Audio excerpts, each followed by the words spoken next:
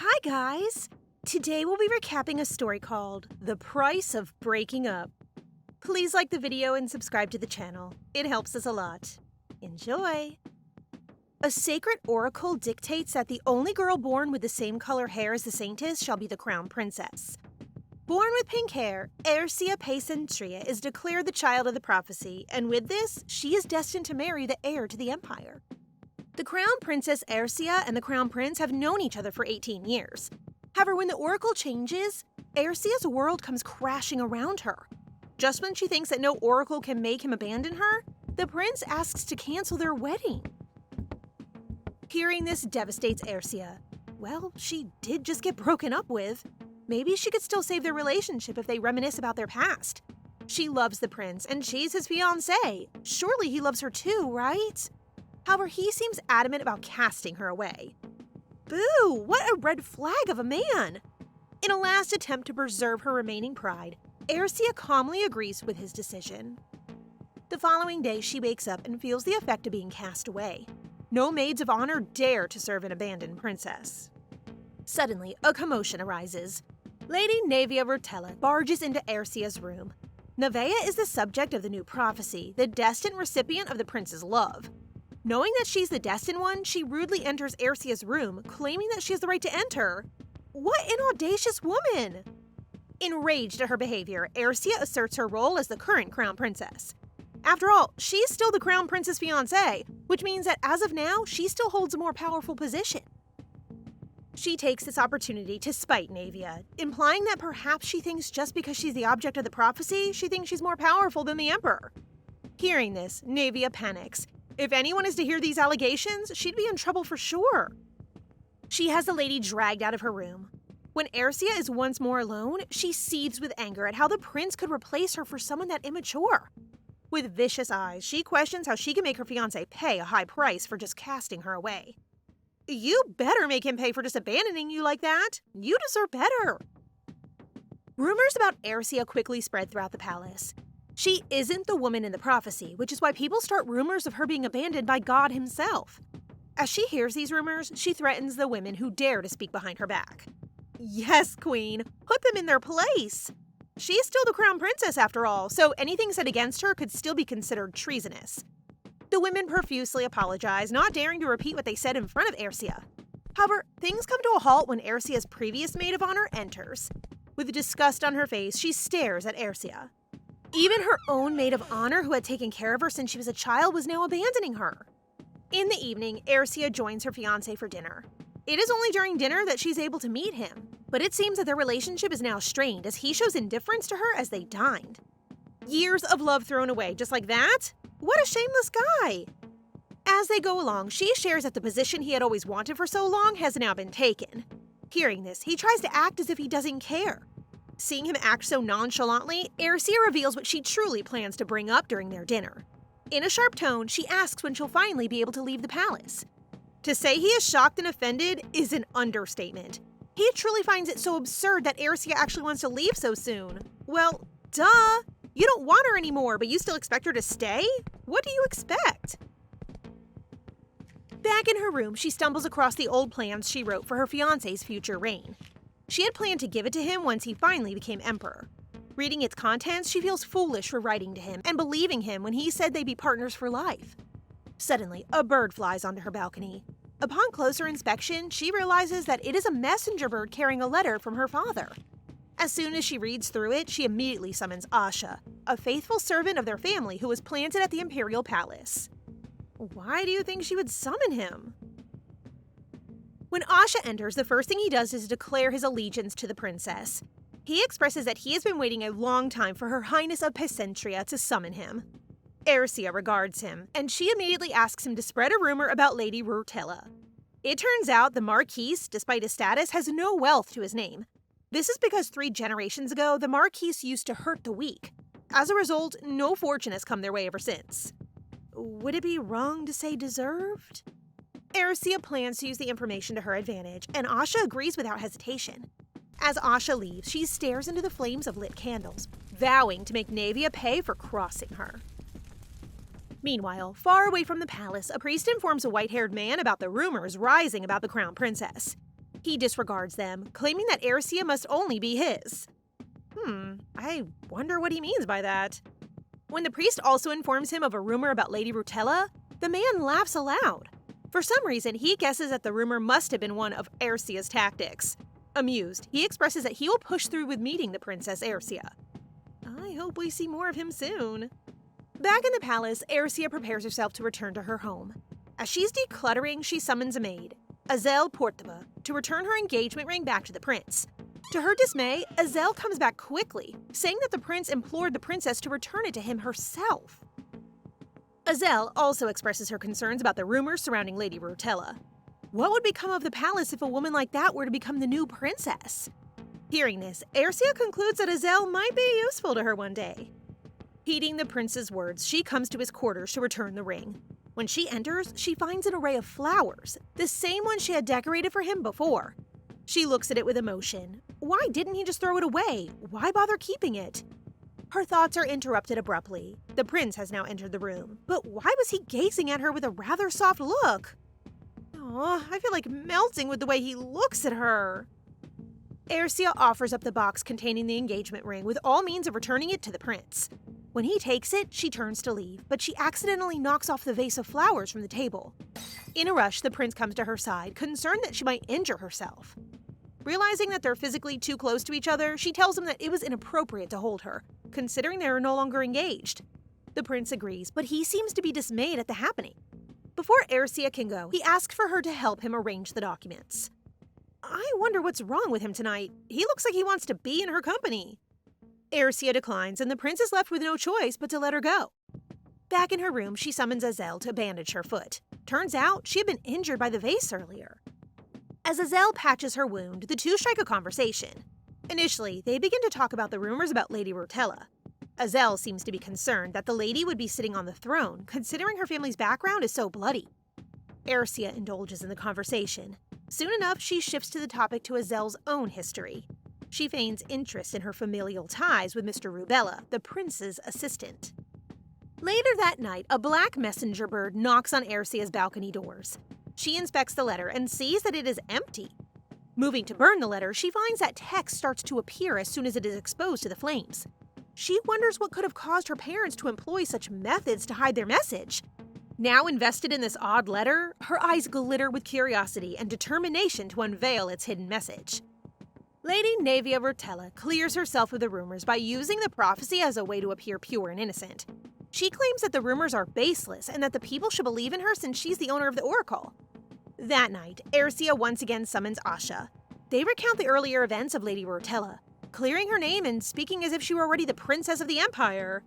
LOL, she's not even the princess, but yet she acts like she has power already. Wanting to find out more about the Lurhtella family, she wonders if it would be possible to delay her return to her home. She might even ask her father for some help. The next day, the butler informs her that a landslide occurred, blocking the road from the capital towards her home. Hearing this, she becomes amused at her father's capabilities. Could he really have pulled that off? With her departure postponed, Ercia sets her plan into motion. Earlier that day, she had broken the door handles in her room, thus allowing people to freely hear the conversations upon passing by. Her tactics might be subtle, but they are really smart. She begins to talk about Lady Lurhtella's unethical habits. How could someone like her lead the empire? Someone who spends the temple's funds excessively, someone who has never held a pen, and someone who ruined her own financial status trying to buy luxuries. Hearing this, the butler concludes that her behavior is truly not suitable for a crown princess. With a genuine gesture, he pledges his allegiance to Ercia and the welfare of the empire. With the rumor she spread, Ercia wonders how Lady Lurhtella would ever get out of it. The following morning, Ercia plots a way for the temple to withdraw its support for Lurhtella. But her thoughts are sidetracked when she realizes that the high priest could play a great role in foiling her plans. With a devious look, she shows her curiosity about getting to know the high priest. As they say, keep your friends close, but your enemies closer. The white-haired man halts his sword practice when a priest informs him that the princess would like to meet him. Who is this guy and why is he so handsome? Hearing this, he remarks that it is earlier than their original meeting date, but still, he would push through with meeting her. Meanwhile, Ercia hangs out with Azel at the palace greenhouse. As the two are together, Ercia tries to pry information from Azel's personal life, particularly things that her brother may have mentioned. She fakes showing concern for Azel's family situation, expressing that it must be tough for her brother considering he's an assistant to the prince. Touched by the princess's concern, Azel takes the bait and divulges information. Oh, but I kind of pity Azel a bit for having her emotions toyed with.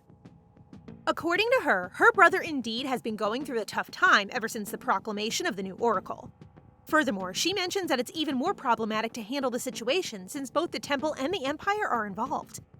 Arisia continues to flatter and treat Azel nicely. As a result, Azel tries her best to aid the princess in any matters she may need help with. Not too long after Azel leaves, the Crown Prince and Lady Lurhtella enter the greenhouse side by side. Audacious as ever, she questions why Arisia is in the greenhouse to begin with.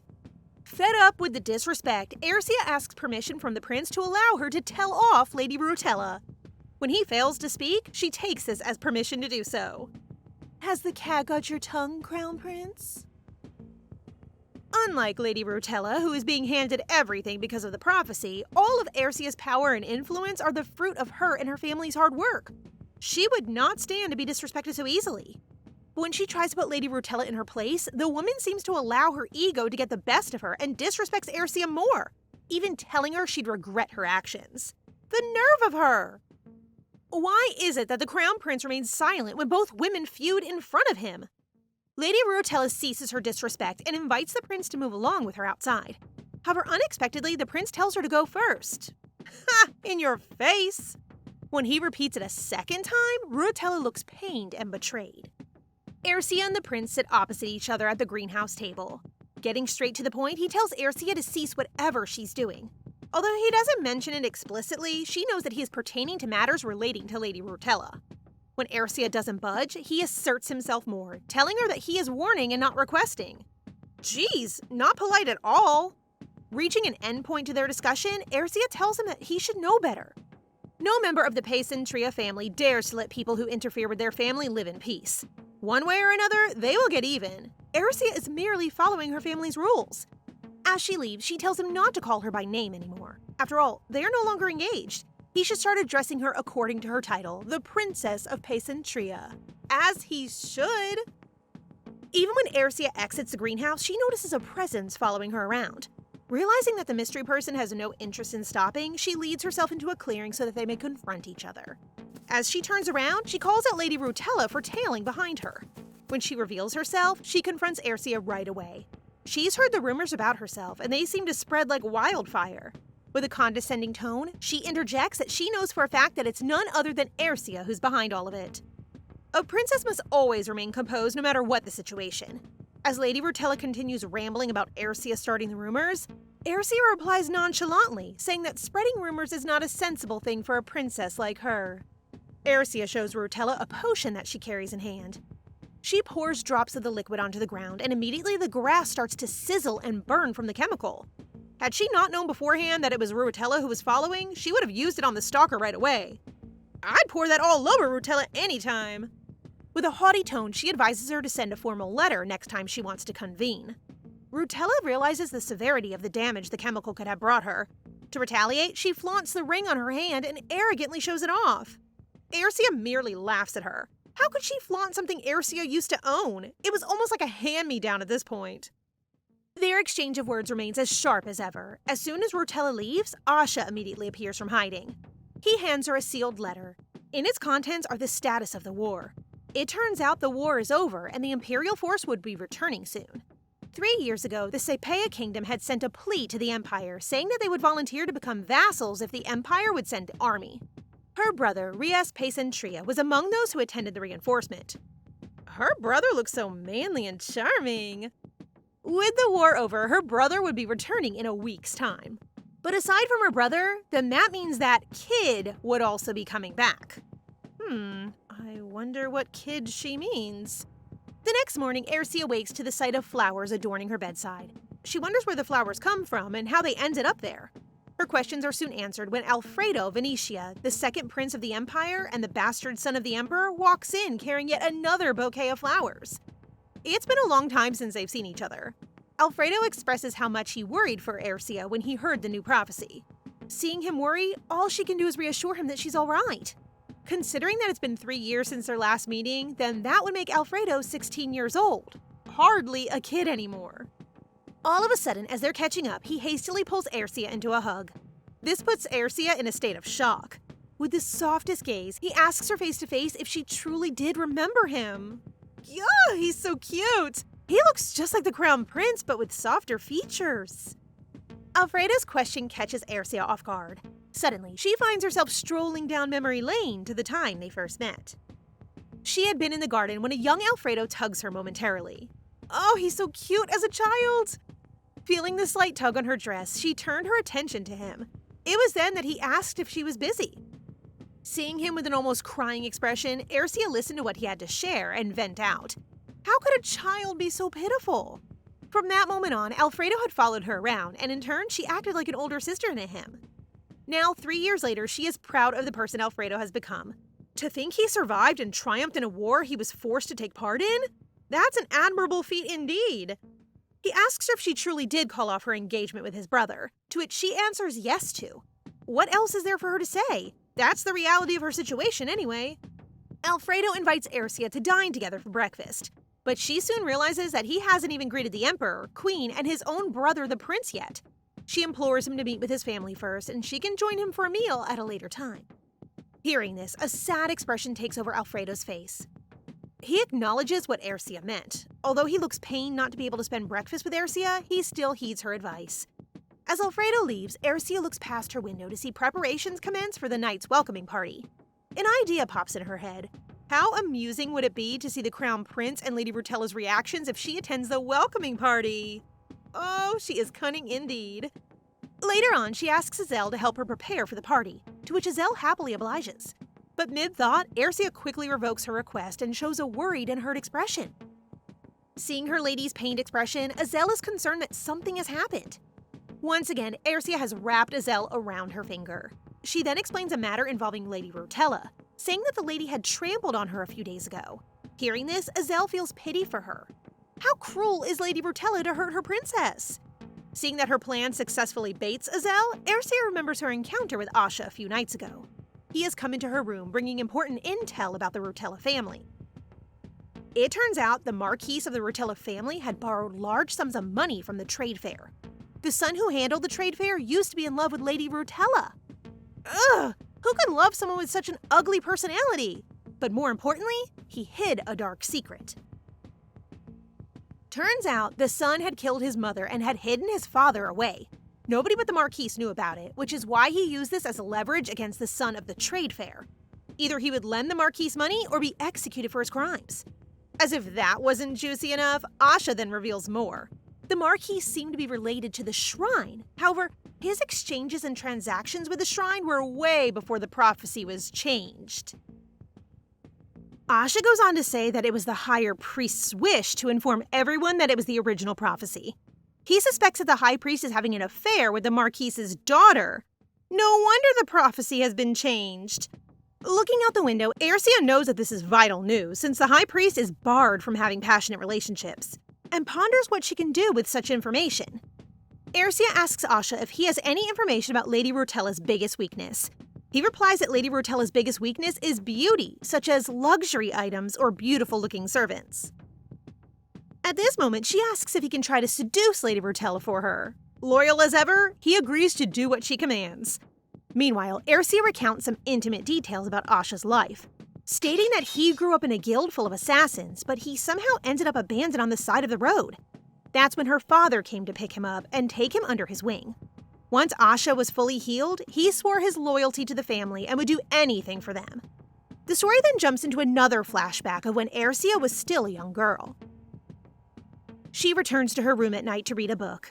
Out of curiosity, she goes to check on the room that still has a light and sees Asha wielding a blade and calmly wiping away part of the blood spattered on his face. A hand stretches out and grabs her leg, asking her to save him. Asha stomps the hand away and tells Aercia to return to her room. Despite being taken aback and trembling by the scene, she continues to nag Asha for an explanation. Aercia was taken aback when her brother came on the scene, who was also covered with blood, and eventually asked him for an explanation. Despite Aercia's protests, her brother picked her up and walked her back to her room. As he tucks her into bed, he asks about her purpose for being there. She tells him to explain the matter to her first, but he avoids the subject, merely patting her head and telling her what she witnessed was unimportant to her. With this memory, she recalls how her brother's appearance did not startle the servants. When he was gone, she realized that she was the only one who was living in ignorance. As she gets older, she discovers that her brother and Asha were slaying assassins who were planning to kill her that night, and recalls how many people were harmed as a consequence of her title as a child. She exclaims how strange it is that she is remembering the first assassination attempt on her life at the same time that she's experiencing another incident. At that moment, a group of assassins block her path, ready to assault her. She asks whether they are sent by Lady Lurhtella, telling them that she has been aware of their presence the entire time. She then adds that it's time to deal with the matter. And that's when Asha arrives out of nowhere to defend her and protect her from the assassins. Ercia orders him to deal with them quickly, and he tells her to close her eyes as he eliminates them for her. He's literally a knight in shining armor! Ercia, on the other hand, does not close her eyes, instead observing Asha's fight against the assassins. When someone tries to attack him, she even warns him, and he eventually succeeds in dealing with them. He kneels before her and apologizes for causing her to witness such a scene, to which she says that he doesn't need to be sorry, handing him her handkerchief to clean the blood on his face. He initially refuses out of respect for her as a princess, but when she insists gently, he agrees and uses it respectfully. When they hear a groan of pain from behind them, they realize that one of the assassins is still alive. He steps on his hand to silence him. Asha then asks if they should return him to the Duke's palace and use him as evidence that Lurhtella attempted to assassinate her. Instead, she tells him to keep the attempt hidden because she already knows Lurhtella was behind it and advises handing it to her father because they will need it someday. That night, the messenger bird returns with a new letter, and Ercia feels terrible for it for having to fly so far. As she reads the letter describing how tough it is to find the person behind the assassins, Alfredo comes by. With his pleasant appearance, Alfredo says he came to give her something and takes out a stunning white gown. She recognizes it straight away. She admits that it was supposed to be her bridal gown as crown princess, and she wonders why he would bring such a thing to her. He then explains that a marquis's daughter wanted to steal it. At this time, she knowingly answers that it is Lady Lurhtella and asks Alfredo where he found it. He says that it was purely a coincidence that while he was roaming around to find a gift for her, he noticed a woman with pink hair and followed her to the bar out of curiosity. Ercia stares at him, invested in what he's saying, and asks him to continue. He reveals that he heard Lady Lurhtella say her name while looking at the gown. He had to keep his rage in check at that time, but he managed to steal the dress and walked away. She admits that the dress is no longer useful and tells him that there is nothing more outstanding than white. As she says that, she reminisces another memory with the Crown Prince. Ercia and the Crown Prince gazed in astonishment at the bridal gown, as he informed her how anything coated in pure white instantly became the most beautiful and remarkable thing in his eyes. As he stated how it was the perfect dress, he patted Ercia gently on her head and told her that it will suit her well. Back in the present, Ercia wears a solemn expression and admits to Alfredo that the wedding gown feels more like a reward to her. A reward for spending her entire life training to become the perfect crown princess. But she no longer needs it now that she is a lady of Pesentria, and no longer a backup crown princess. Ercia tells Alfredo to return the gown to Lady Lurhtella. He approaches her and asks why she has such a sad expression.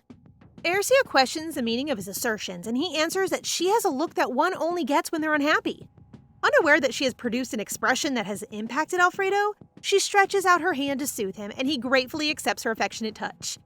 He eventually makes a move and kisses her hand, but she does not react and merely tells him that she is preoccupied with other matters and will call him when she has time. She returns to reading a lot of invitation letters that were given to her after he leaves, as she has many eager admirers and is no longer engaged. She discovers that many nobles are excited to see her at the welcome back feast for the knights. Some speculate that she will not appear because the Crown Prince and Lurhtella will be attending the ceremony together. Most of them who will attend want to be delighted by the potential drama that may ensue if she does appear. Knowing this, she decides to follow their wishes and conform to their expectations. She plans that the event will not proceed easily or pleasantly. Meanwhile, Azel appears in her room after she was summoned earlier, and she invited Azel to come closer as she revealed her future plans. Azel eagerly displays her support and assures Ercia that Lady Lurhtella will not be able to hurt her. I love how loyal Azel is. The butler then arrives with more letters from available men, inviting Ercia to be their partner at the occasion. She tells him to throw them away and asks him to mail the letters she composed instead. She further states that if more letters from suitors arrive, he should simply discard them personally, because she has already decided who will be her companion at the party. Later that night, Ersia is finally finished with her preparations, and Lurhtella should anticipate her at the party because the rumor was merely a child's play. Afterwards, on the day of the party, the servants are busy preparing for the event, and many noble attendees have been on diets to look their best. However, Ersia states that the main character merely needs to prepare imposingly, thus, she doesn't need to do any of that. As you should, Ersia. She makes her way to an isolated spot where she is aware that her plans with Asha are currently in motion. She hides behind the stables and watches Asha kneel before Lady Lurhtella, begging for her forgiveness. Asha assures Lady Lurhtella that he had no idea he possessed such a valuable object. She states she's not angry with him and only inquires as to why he has her brooch. Ersia remains hidden behind the cottage in the palace's garden, listening to Lady Lurhtella's conversations with Asha. Lady Lurhtella is curious to know how he obtained her brooch. Ersia recalls finding it on the ground after Lurhtella stormed out of the forest after their little showdown in the glass garden, and decided to make good use of it. Ersia gave it to Asha with the intention of using it against Lady Lurhtella when he made her fall for him. He then began exhibiting it to the royal servants, causing a tale about a stolen brooch being held by a humble servant to spread, which eventually reached Lurhtella. Lady Lurhtella continues to ask Asha, who kneels before her, and with his innocent-looking face, convinces her that he simply found it on the ground somewhere. She quickly falls for the deception and caresses his face gently, instantly believing him and forgiving him since she is weak in the face of beauty. I'm curious if Lady Lurhtella is aware of the delicate seduction playing out around her. Ersia, on the other hand, witnesses this and happily walks away. Meanwhile, the Prince of Pesentria receives Ersia's letter. Her brother, Rias, has just returned from the war after 3 years of being away. As soon as he reads her letter, despite the ball being a day away, he decides to head to the Imperial Palace and tells the servant to get the horse ready for him. On the morning of the Imperial Ball at the Imperial Church, the Great Pope gets all geared up for his scheduled encounter with Ersia without her awareness. Meanwhile, Ersia is in great spirits as she prepares for the ball. While a maid is putting her shoes on, the butler informs her that the Prince and Princess Lurhtella are perhaps on their way to the ball and asks when she would want to go. She states that she'll only go when the sun has set and the moon is visible. Later, when her maid asks about the peculiar timing, Ersia confesses that it is the time when her most anticipated guest will arrive. The awaited guest, however, does not come until after the sun is set, causing the servants to believe that the princess will be attending the ball alone. Ersia, on the other hand, is steadfast and confident that he will arrive. Meanwhile, her most awaited guest has arrived. Her brother, as promised, and warmly greets her before pecking her cheek. He then advises her that they should attend the ball. They certainly created a bang when they entered. The charming siblings of the famous Pesentria family, Prince Rias Pesentria and Princess Ersia, arrive at the ball. When they walk through the ball, the noise dies down and all eyes are fixed on them alone, including Lady Lurhtella. Ersia notices Lady Lurhtella's resentful eyes. I hope jealousy can kill, because if it does, Lurhtella would keel over. Ersia is aware that this silence is due to the fact that as a preliminary crown princess, she doesn't usually attend events like this. This is also her brother's first appearance after 3 years in battle. Can I just say that her brother is ridiculously handsome? Their gene pool is not playing around, y'all. She recalls her brother's childhood, who has since then been known for being powerful and for looking like their gorgeous mother. His flawless swordsmanship gained him the Emperor's sword and appointed him the Crown Prince's companion when he was just 16. But that's not all. Rias's flawless intelligence is also known for assisting their father in ruling their dukedom. All of this on top of his entering the army and becoming their kingdom's bright and ruthless knight. Ersia chuckles as she recounts how miserable noblewomen in their kingdom were when they first learned of his departure to the battlefields, and the numerous letters begging him not to go. Rias, noticing her amusement, asks her what's on her mind, and she confesses that she's been thinking about the old days. Ersia then excuses herself to grab a drink and finds Lady Lurhtella mingling with several noble women. She bribes a server to bring a special drink to her enemy and lies that it was presented by a man who fell in love with her attractiveness. When Lady Lurhtella receives the drink, she is moved and wants to show it off to the ladies. She eagerly accepts the glass and gulps it down. Ersia, on the other hand, grins deviously at her reckless action, internally urging her to consume the premium sweet wine as well as the medicine she poured into it. As she returns to her brother's side, he notices Lady Lurhtella drinking the wine. Rias wonders if Lady Lurhtella is simply drinking wine.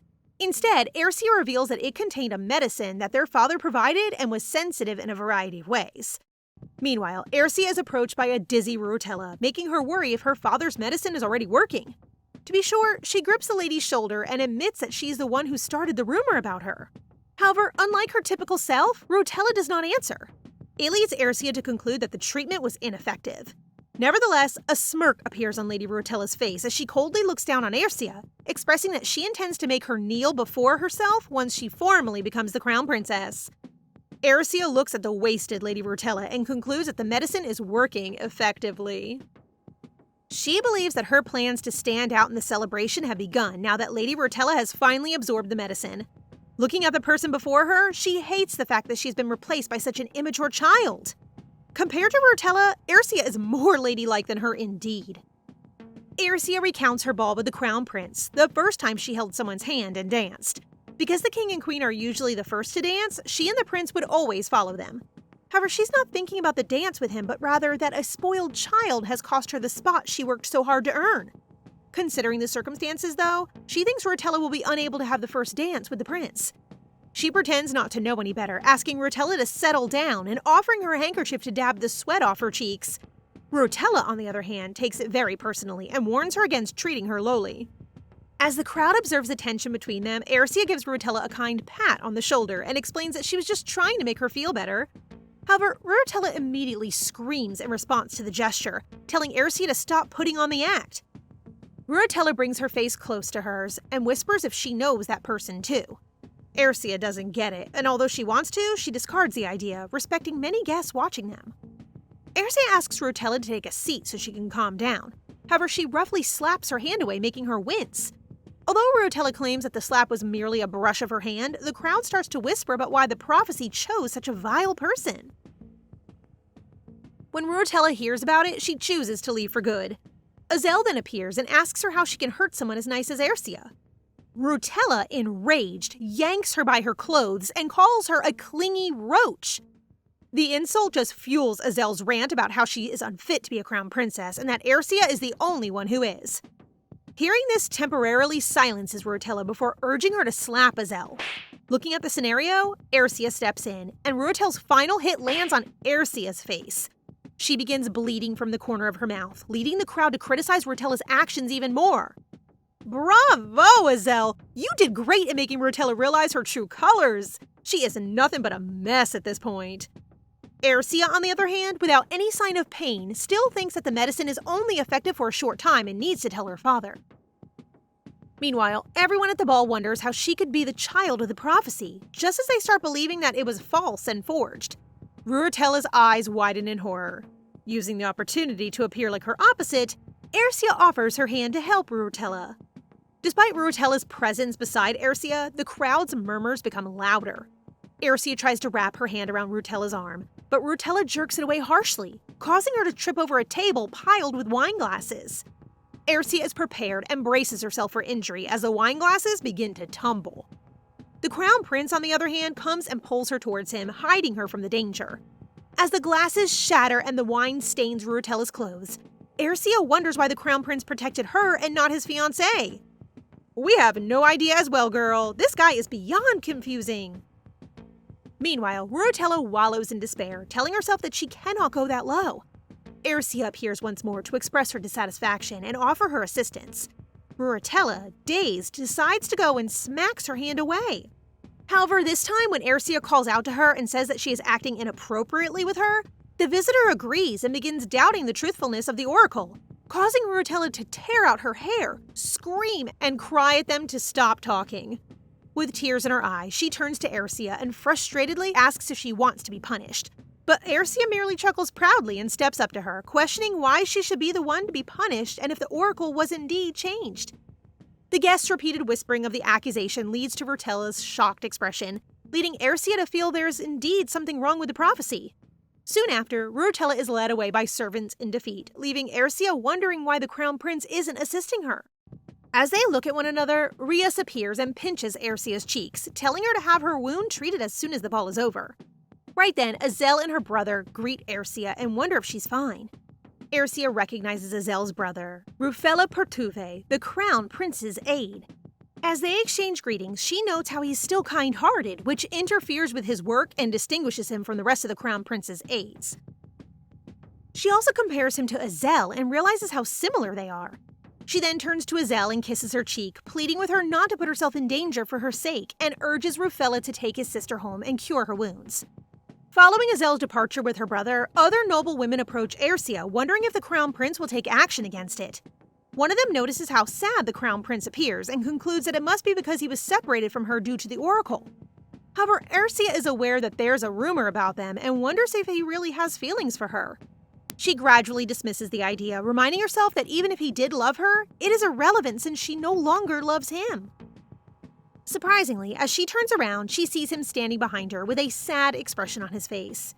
If I were Ersia, I wouldn't deny that I'm still in love with the Crown Prince, but he needs to get his act together first. Rias steps in to greet the Crown Prince before he can start speaking with Ersia. She is comforted and realizes that her brother did it on purpose because they don't get along. Being 3 years younger than Rias and a master of swordsmanship, he can't defeat her brother. Rias is so skilled that he makes the Emperor stand in his seat and applaud him. However, since Rias left for war, they couldn't get the chance to have conversations for the past years. Just as Ersia is hiding behind her brother's back, the Crown Prince expresses concern over Rias' tardiness in meeting the Emperor, who is dissatisfied because he had been waiting for him since the morning. Rias, on the other hand, vows to pay him a visit soon. Ersia looks over Rias' shoulder as they converse and notices the Crown Prince's focus on her, immediately recognizing that he wishes to speak with her. With a look, Ersia assures her brother that it is okay for her to speak with the prince. The Crown Prince asks Ersia's permission to speak with her for a moment. Despite the fact that it's not a command, she decides to obey due to his power and authority. Really, Ersia? I don't believe that's the reason why you agreed to talk to him. When they're alone in the corner, she asks him to make a formal request if he wants to talk to her again. She reminisces about how she used to run towards him like a little child whenever he demanded company when they were together. She snaps out of her thoughts when he corners her against a pillar and comments how she doesn't meet him anymore when he calls for her. He wonders why she doesn't listen to him while caressing her face. His gesture makes her flinch.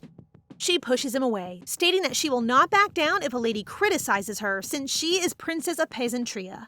When she's about to go, she advises him to look after his fiancée if he doesn't want to see what happened earlier.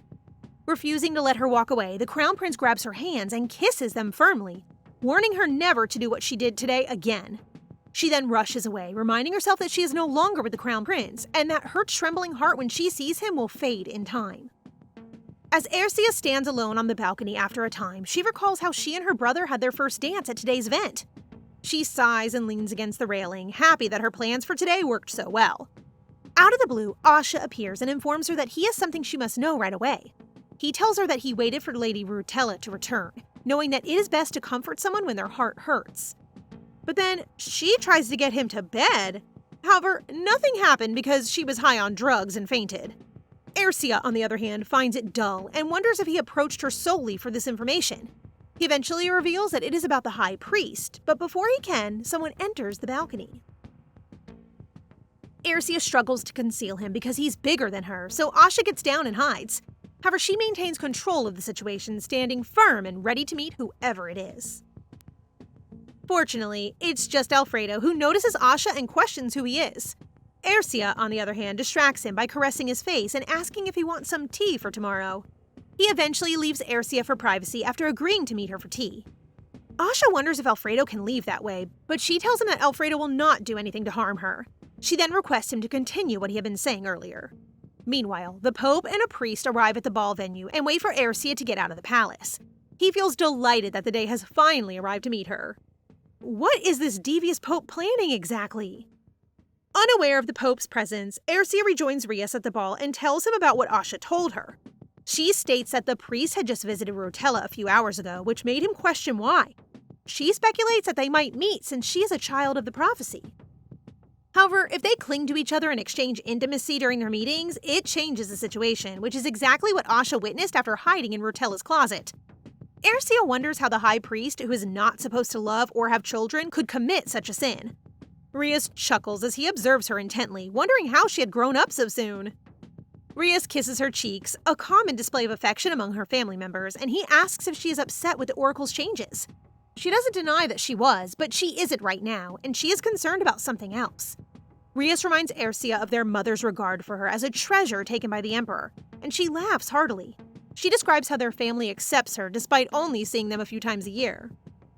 She turns to Rias and requests him to inform their mother that the treasure of Pesentria is on her way back.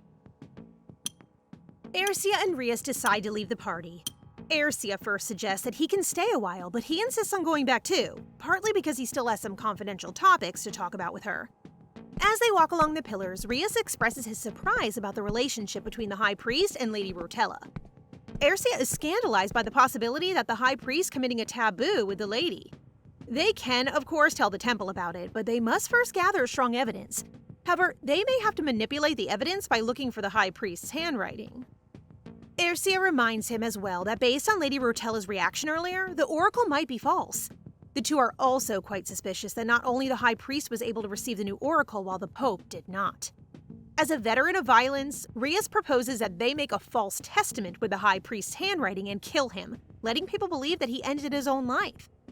Aercia figures that it will end the whole conflict. However, they can't simply harm someone with divine powers lest they anger the goddess. The most they can do is fake the priest's handwriting. When Rias must attend to something momentarily, Aercia finds herself alone while enjoying the fresh air outside. However, out of nowhere, a hand grabs her and tries to drag her away, telling her that someone important wishes to meet her. Fortunately, she is no weakling. She fights the would-be kidnapper and she manages to stab him with her hidden knife. That is when a white hooded figure appears before them. Aercia is shocked when the man kneels before the wounded person and heals him, his hand glowing with unknown power. She also notes that the man has white hair, which implies something important. The man then greets her familiarly, introducing himself as Azriel. Only people with holy power can have white hair, and the man claims to be the owner of the temple himself. This only means that this is Pope Azriel, an absolute leader whom even the Emperor will not treat recklessly.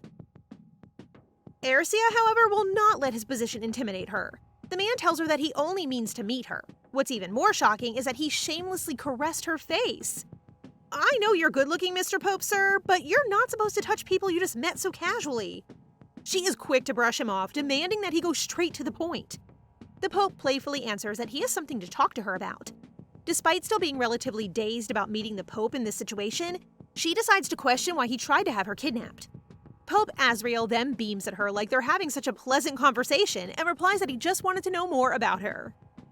I don't think that kidnapping people is how you meet people, Pope. The Pope then mentions that he did not expect her to be quite strong, assuming she's just some pampered princess. Aercia is incredibly irked by his comment, but she needs to calm down.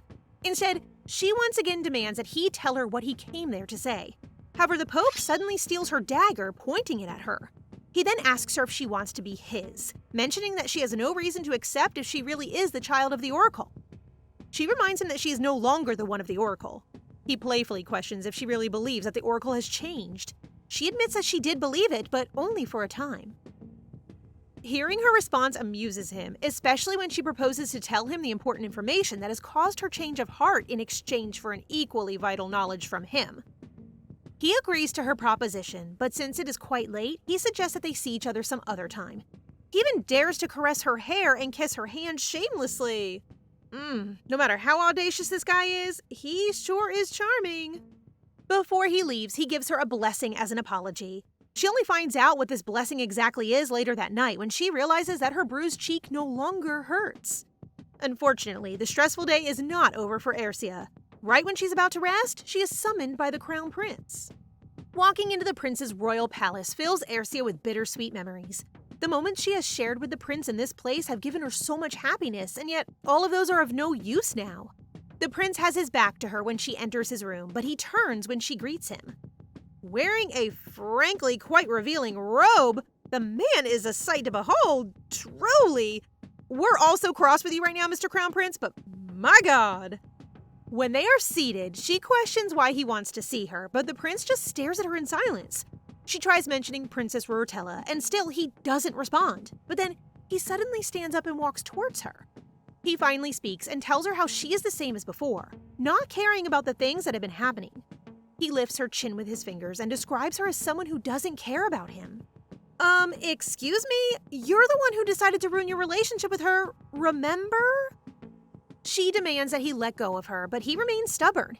He gets angrier and leans toward her when she mentions that he should be seeing his princess instead.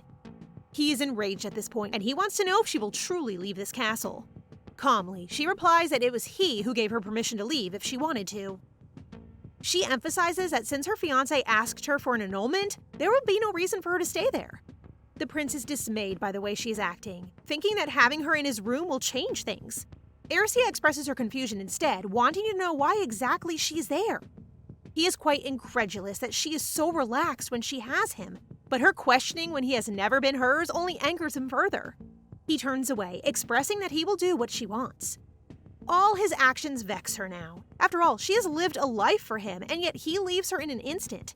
She tells him then that she doesn't need him anymore, and that he mustn't forget that it was he who wanted to cancel their marriage. She expresses how worried she is for their country's future if it is left to someone who forgets as easily as he does. Yeah, girl, tell him! Seems like this dude suddenly has amnesia or something.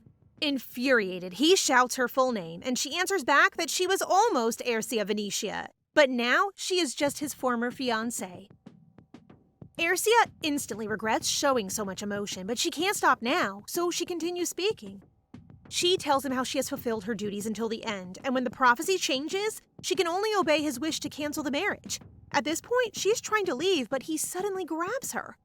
The prince tells her that if only she begged him to reconsider, then things wouldn't come to this. OMG! This man seriously needs to get his mind sorted. Again, you are the one who wanted the annulment. She can't believe that the prince is blaming her, and even when he denies this, she points out that all he's been doing this whole time is blaming her. He then calls her heartless for doing this so she can tell others that she'll leave without shedding a single tear. That is when Ercia breaks down, with tears streaming down her face. She calls him selfish until the end before leaving. From then on, the prince will live with the woman in the prophecy, and she'll only look at them as a citizen of the empire. Suddenly, she feels the wind pick up only to discover that the Pope has just entered through her window. The Pope smiles charmingly and claims to have something important to tell her. He takes note of her saddened state. He boldly offers to comfort right away, but in exchange, he asks for her love. He also sees the mark that the prince has left on her wrist when he grabbed her earlier and promptly heals her. My gosh, this person is so confusing. What does he want with our Ercia? Ercia, on the other hand, is left utterly confused as to how the Pope managed to enter her room when it is quite high up, but decides to not ask him any more questions about him. She instead goes straight to asking why he came in the first place. He then describes how much she has surprised him. Contrary to his initial idea of her being a pampered princess, he finds her very qualified. His words confuse her further, so she asks him to just say what he means. At that moment, he places his cloak around her shoulder, and without further ado, he declares that he came to seduce her. Of course, Ercia interrupts his actions as a warning, cause why else would a handsome and charismatic man want to seduce her? She thinks that he is doing this to remind her that he could easily get to her if she does anything. Her words further amuse the Pope, saying that he has been wrong about her. He comments that he thought it was only the crown prince who was talented, but it turns out that the princess is not simple either.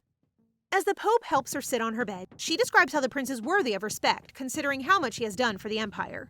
But she reveals that most of the merit actually goes to her. Turns out, the emperor has told her that she has to help him out if she wants to be the crown princess. Has the prince been taking her credit all this time? My opinion of him is getting lower by the minute. Suddenly, she feels sleepy when usually she can stay up for 2 days. The Pope then explains that his cloak contains divine power, so she won't be able to resist her sleepiness. He tucks her in bed, but she mumbles that an object with divine power should be registered. Azrael responds that the temple isn't under imperial management. He also reminds her that she is no longer the crown princess, which means he can simply bring her with him. At this point, Ercia can hardly focus, but he continues that he can bring her with him right away if she so desires. Ercia tiredly looks at him, which only makes him want to lull her to sleep even more. He does exactly that, but promises to see her again soon. Later on, the Pope goes on to deal with an informant they've captured.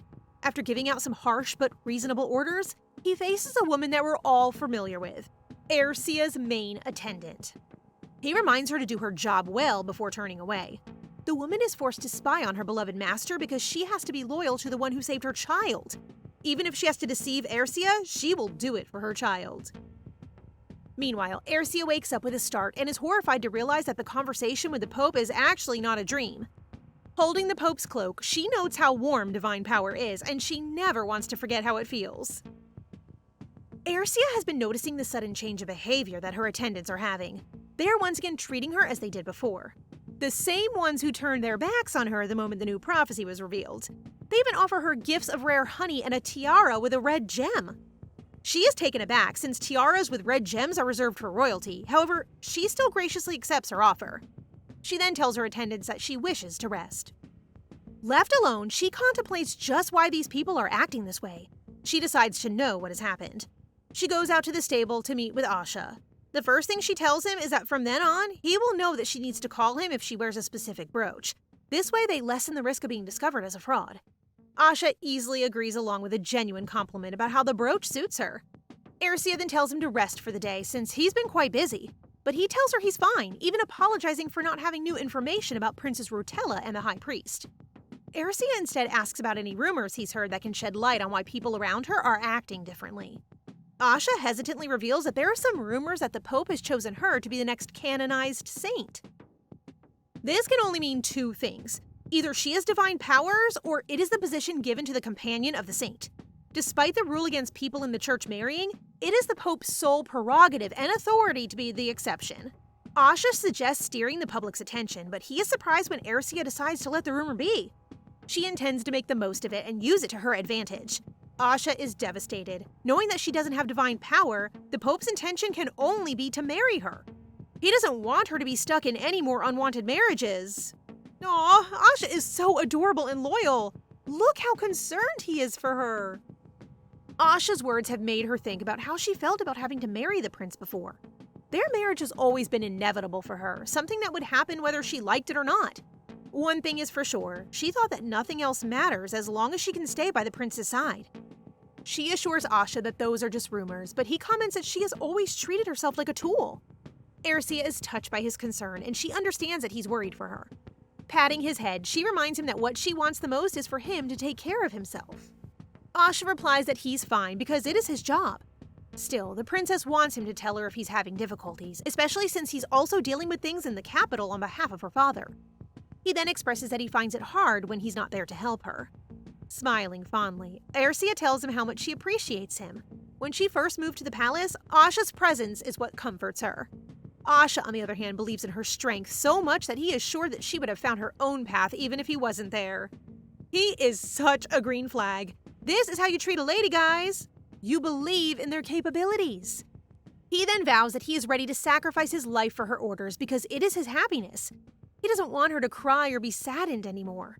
Aercia can only thank him for his devotion, telling him to rest for the day. Before she leaves, though, she almost gives Asha a heart attack that she'll get kidnapped in a few days. What? After that, she goes to wake her brother up. Even though she knows he is tired, she needs to tell him the information she's gathered. Rias is forced to get up when his sister calls for him. And boy, is this imagery unnecessary. Not complaining, though. However, put some clothes on, Rias, before you give someone a nosebleed. She tells him about the Pope's visit, which greatly concerns him, but he is relieved when he learns that Aercia manages to ask for a formal meeting. She also tells him how dangerous the Pope is, considering how young and unusual he is from the previous popes. Even though she still needs to talk about the details of the rumor with the Pope, one thing is for sure, the Pope likes her, and she intends to use this opportunity. Aercia knows that if the Pope needs a life partner, no one is as suitable as her. She tells her brother that she will be kidnapped soon, and the poor guy chokes on his tea. She explains that the Crown Prince will kidnap her, so she needs his help. It will be up to the Fourth Knightage to track her down if it happens, and she wants to attract a particular person from there. Rias is naturally confused, so he asks her why the prince will do such a thing. Aercia answers that the prince will want to keep her by his side. She intends to spread the story about a prince imprisoning a maid he is in love with across the city to give the prince the idea. When asked why she wants to do this, she replies that she wants to confirm something. The young duke is overwhelmed, but he suggests that she come home with him instead. Even though she has originally planned to go home, she can't because of the possibility of everything being just a cunning plan by someone to sabotage Pesentria. Later on in her study, she contemplates how she's been working non-stop from the beginning. She even handled royal affairs on behalf of the emperor and empress and helped the crown prince strengthen his position. Back then, Alfredo's maternal family had the move to make him crown prince, but in the end, they were defeated. Alfredo survived, but he had to give up on the Venetian royal family, reason why he always feels like he's being chased every time he's sent to war. When the crown prince is troubled or exhausted, she always tries to help out. She doesn't even want to go home because she's forbidden. While she's thinking whether or not she's tired, a letter is delivered to her. It is from the Pope setting the day they would meet. She then orders her attendant to bring the Pope's robe to its owner. She is pleased as well to know that the rumors about them spread like she intended. When National Day arrives, Azriel will have to reveal his identity, but at present, she is the only one who knows. She gazes out the window and comments that she now has something else to think about. Ercia notes how quiet it is in her study that night. She figures that for once she has some free time on her hands, so she decides to read a book. She's about to choose a book when Alfredo asks permission to enter her room. The adorable guy wants to see her and is overjoyed when he learns that she has some time to spare. Seeing as the princess wants to read, he immediately wants to suggest a book for her to read. He proceeds to search the library for something for her to read. However, when he finds something, it's a novel about a secret relationship with a teacher. The boy is so embarrassed, especially as Ercia continues to tease him about it. She's trying to keep the book out of his reach, but the two of them suddenly trip. Fortunately, Alfredo manages to catch her waist, but they are left in a rather awkward position. Their cutesy moment is interrupted when a letter for her arrives. She excuses herself and reads it. Delivered by their trusty bird, the letter from the duchy arrives safely. She finds out that her parents are now aware of the rumor with the Pope. What catches her attention, however, is her mother's instructions. She wants her to look for a book that involves corruption in the noble family. The book details every sin committed by the nobility, including the royal family. She has no idea why her mother wants her to do this. At that moment, Alfredo comes to check on her. Suddenly, she has an idea as to how she'll get the book. She convinces him to retrieve a book from the Imperial Library that only the Imperial family can enter. At first, he is hesitant, for it is forbidden to bring out any book from there, but he eventually folds, wanting to please her so badly. The day that Rias is to return to their duchy, he tells her that on the way to the duchy, there's an epidemic going around in Antigno country. Her brother has a high tolerance for disease, but it'll be dangerous for her if she ever decides to go with him. What's more is that the Imperial did not give any aid, all because it is a place that's at odds with the Imperial Palace for producing faithful priests. She wonders if the Crown Prince has calculated this from the start to keep her from returning home. She assumes that the prince wants to tie her to the capital and warn the temple as well. Will he declare animosity towards the temple? Ercia imagines how wise the Crown Prince is by detaining her in the Imperial Palace, as soon as he hears of Azriel's plans to make Ercia his canonized saint. For context, Azriel is the Pope who rumors tell is planning to choose the ex-Crown Princess, Ercia Pesentria, as his canonized saint, which refers to the companion of the Pope, or in normal people, his lover. Ercia worries about what the Crown Prince is planning upon tying her in the palace to avoid agreeing with the Holiness's offer. For this reason, she thinks that the Emperor may not also let it happen, as it will jeopardize the power of the Empire against the Church. Meanwhile, on one of the tables in Ercia's room, her brother leans on and thinks of wanting to go to the church as well, as he has errands to run through. Moments after thinking, he changes the topic and asks his sister if she plans on moving out of the Imperial Palace. She agrees to his proposition immediately. Because of the current situation she's in, she cannot easily move out as much as she wants to, but she is well assured by her brother that he will be processing it real soon. Soon, their conversation progresses as her brother asks about what she'll be discussing with the Pope.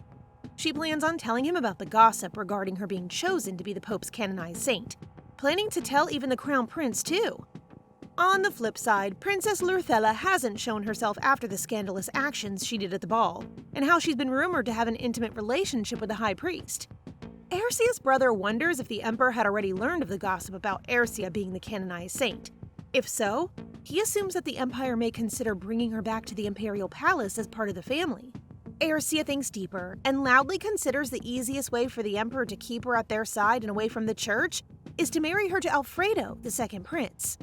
Even being the abandoned princess of the Oracle and given her commendable contributions to the royal family, she believes that being a potential saint is a threat to the royal family. Later on, she asks her brother if he can accompany her to the church, but he has better plans for the day, so he cannot. Although saddened, Ercia still has to go and asks her brother to commission her a new dagger instead. Her anxiety about going alone stems from the fact that the Emperor has 14 guards accompanying her to the church, letting her feel way too guarded. Nonetheless, her brother reassures her that she can achieve her goals. He lends her his small knife in case and tells her to stay close to Hirin Matilda as he trusts him most among all her guards. Soon, she begins her journey to church, fully guarded. Aercia journeys with Hirin riding on his horse.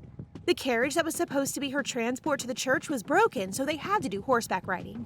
She feels uncomfortable being at the back, but manages not to complain as she tries to converse with Hirin on the way. They discuss her brother and Hirin's camaraderie until they've reached the city, which they need to pass through in order to arrive at the church. In this situation, the commoners gather around her pack, given how grandiose her expedition is for having 14 guards from the Imperial Palace follow her along the way. Sounds of gossip meet her first before she waves at a little girl who looks up to her with sparkling eyes. Her ethereal beauty captures the heart of the people, and so they gleefully greet her with enthusiasm as she passes by the area. Then, moments sooner, Hirin informs her about the bumpy ride from here on out, because he will hasten the pace now to quickly pass through a forest to keep her safe from any spontaneous harm. She then tells him to do what he knows best, and informs him to bring a separate horse as her brother will come pick her up along with the guards and Hirin. Not long after, Hirin's horse halts from the harsh command of one of the church's guards. Hirin intends to fight back, but Aercia stops him before he can even do so, and she immediately shows them her hair just to let them recognize her easily. Taken aback, the guards cease and welcome her upon recognition as the princess that the holiness awaits.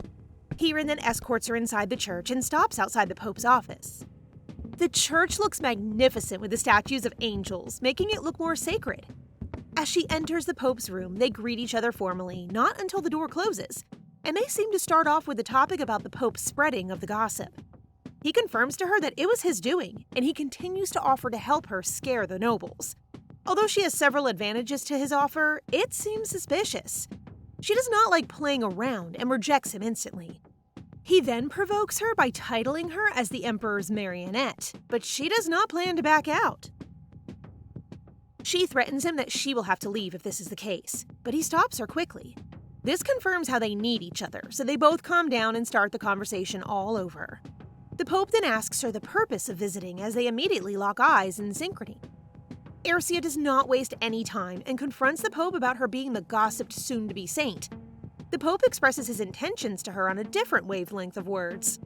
If one possessed divine power, being a saint has a symbolic meaning. The Pope explains what being a saint is as written in the scriptures. Aercia quite perceives his words as ownership, after she is told by the Pope that being the canonized saint means not only one with the church and for the people, but as his own. So she weighs her advantages and gathers her words. And because she thinks the Pope has the upper hand, she portrays a brave princess by threatening the Pope with her possible refusal. The Pope then makes her realize how powerful being a saint will be. Compared to being a normal citizen and ex-crown princess, who will have to kneel in front of the crown prince, and Lurhtella, who will be taking her place as crown princess, being the saint will grant her the power to be more than the prince. She will have no heavy duties compared with that of an empress, nor will she have to do anything but be praised and accepted by the people naturally. Silence fills the room as both gather their thoughts into their battle of mind and manipulation. Several minutes later, Aercia asks the Pope what he will get by putting her in that position, and he answers her with no hesitation. The Pope wants her as his own, and there's nothing more powerful and complete than having Aercia beside him as he claims. This puts her on a pedestal, but she turns the table by telling him that she is not owned by anyone, but he can be hers. Meanwhile, the Pope agrees but tells her another story. This time, it shocks Aercia in a bad way. He tells her about the prior Pope's last will and says that the oracle, or Aercia being chosen, was a lie. She stresses out of role confusion and regrets working too hard for nothing. She then asks the Pope what she should be believing in. As if brainwashing her, the Pope asks her to believe what makes her happy, either the oracle and Aercia as the bringer of stability to the nation being a lie or not. Stating so, the Pope holds Aercia's face and reassures her that she has the potential to bring stability and peace to the people. As the Emperor's marionette. Sheesh, I'd get insulted as it seemed extremely personal and ego-churning. The Pope's words enrage the princess as he speaks of the Emperor exploiting her abilities. She explains to him how capable she is regardless of the resources and power the Emperor or the Crown Prince provided her. She steps back from the Pope and comes close to the glass window to point at the large clock tower in the middle of the city. She informs him proudly that she was the sole person who proposed the clock tower, which most nobles did not support. So she planned the making of the extravagant clock tower alone, and in an instant, most nobles agreed to her proposition. Now, her project is one of the reasons why tourism increased extravagantly, yielding more riches for the economy. She then proves her point that what she did was for the people and not for the emperor. She was able to achieve that feat alone, persuading the nobles with her abilities. Her success was not handed to her by the emperor at all. Despite being abandoned by the emperor and the crown prince, they do not realize how great her impact is to the empire. With that being said, the Pope describes her greediness as something he did not expect. The Pope is so sly. Like, come on! A little shift of topic happens, and eventually, the Pope bids farewell shortly, not even escorting her out of his office, yet allowing her to use his name to her advantage. She leaves their conversation as is and is about to leave the church when a couple of nobles approach her with glee just after knowing the princess's encounter with the Pope. She thinks of when or where she can use the Pope's name to her advantage while she interacts with the nobles when the high priest, whom she has been looking for, shows up. With an irritated expression, the high priest scolds the nobles for being too noisy in the church. The nobles do not let it slide and retaliate in words. The nobles begin to argue, but Aercia sees the situation as an opportunity. She stops them from arguing as she favors the high priest politely and offers to drink tea with them instead. They all join the princess, leaving the high priest behind, while also deeming him as less merciful than the princess. I can see your manipulation here. Quite cruel. Following this, Aercia enjoys tea with the nobles and finds the scenario an advantage to use the Pope's high regard. She compares the goodness of the Pope with the high priest, which the nobles agree with, and in turn favors Aercia even more. Lastly, the nobles bring up the topic of Hirin Matilda, who is a high-rank guard in Aercia's company today. They interpret this great treatment of the royal family towards Aercia as a symbol of high regard for the future empress.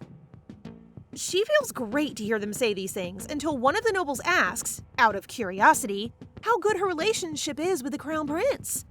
A low-rank count among the nobles present speaks his mind and promptly asks about Aercia's prolonged stay in the palace, despite being scrapped off the title crown princess. She greets the count and remembers him because of how desperate he is to be known by His Highness, regardless of how low his rank is. She then realizes why the emperor does not see him of any potential because of his lack of tact. She then tells them half the truth, that it was His Highness's decision to let her stay longer, and right on time, her brother comes to fetch her. She takes her leave, and good equestrian clothing is given to her by Hirin, while a horse is brought by her brother. She tells Hirin and the guards to go ahead and thank them. She then changes into a fitting outfit for horseback riding and journeys back to the palace with her older brother. Along the way, her brother tells her that she looks happy horseback riding. At first, she denies his claim, but as soon as she realizes her feelings, her brother will be preparing her horse at the duchy for her return. She is pleased to hear that from her brother, but then she remembers her brother's conquest and reason for joining the war when he really had nothing to gain or lose. He explains subtly that he somehow gained from it, but she refuses to believe that he gained much from risking his own life as a duke. She begs him to tell her his intentions of joining that war, not allowing him to brush off the question any longer. He then tells her half of the whole truth. He tells her that besides the honor he was given, a small mountain area is given as his ownership. She cannot believe him being petty, knowing how much land their family owns, not until he tells her that the mountain is full of jewels. I'd risk my life for those riches too, you know? Riches! Aercia learns of her brother's accomplishments and gains from the war, which is a hidden gem mine that was given by the kingdom of Sapia. She feels proud of her brother, but expresses her slight despondency of him putting his life in danger for it. Yet again, he defends himself by assuring her that doing something that risky is according to his confidence to achieve something. Moving forward, she returns her brother's dagger, but he asks her to keep it for a while. Eventually, they arrive, not at the palace, but in Viscount Kane's place. It is where her custom dagger is currently prepared. So while waiting, both sit in the waiting room while the servants serve the Duke some tea, while the others show Aercia some ready-made daggers. The Viscount comes to their aid and keeps them entertained while waiting, yet he seems anxious about something. He then asks the Duke about Aercia, whom he does not know is the Duke's sister. And because of his anxiety, he accidentally kicks the table in front of the Duke, causing the tea to spill. He rapidly apologizes for his clumsiness, but only puts himself on the Duke's bad side with only the Duke's lengthy patience, and Aercia's presence keeping him from getting punished. Sweaty and jittery, he presents him with a sketchy, cheap, and ornamental-looking dagger. How can your conscience let you sleep after scamming people just like that, bro?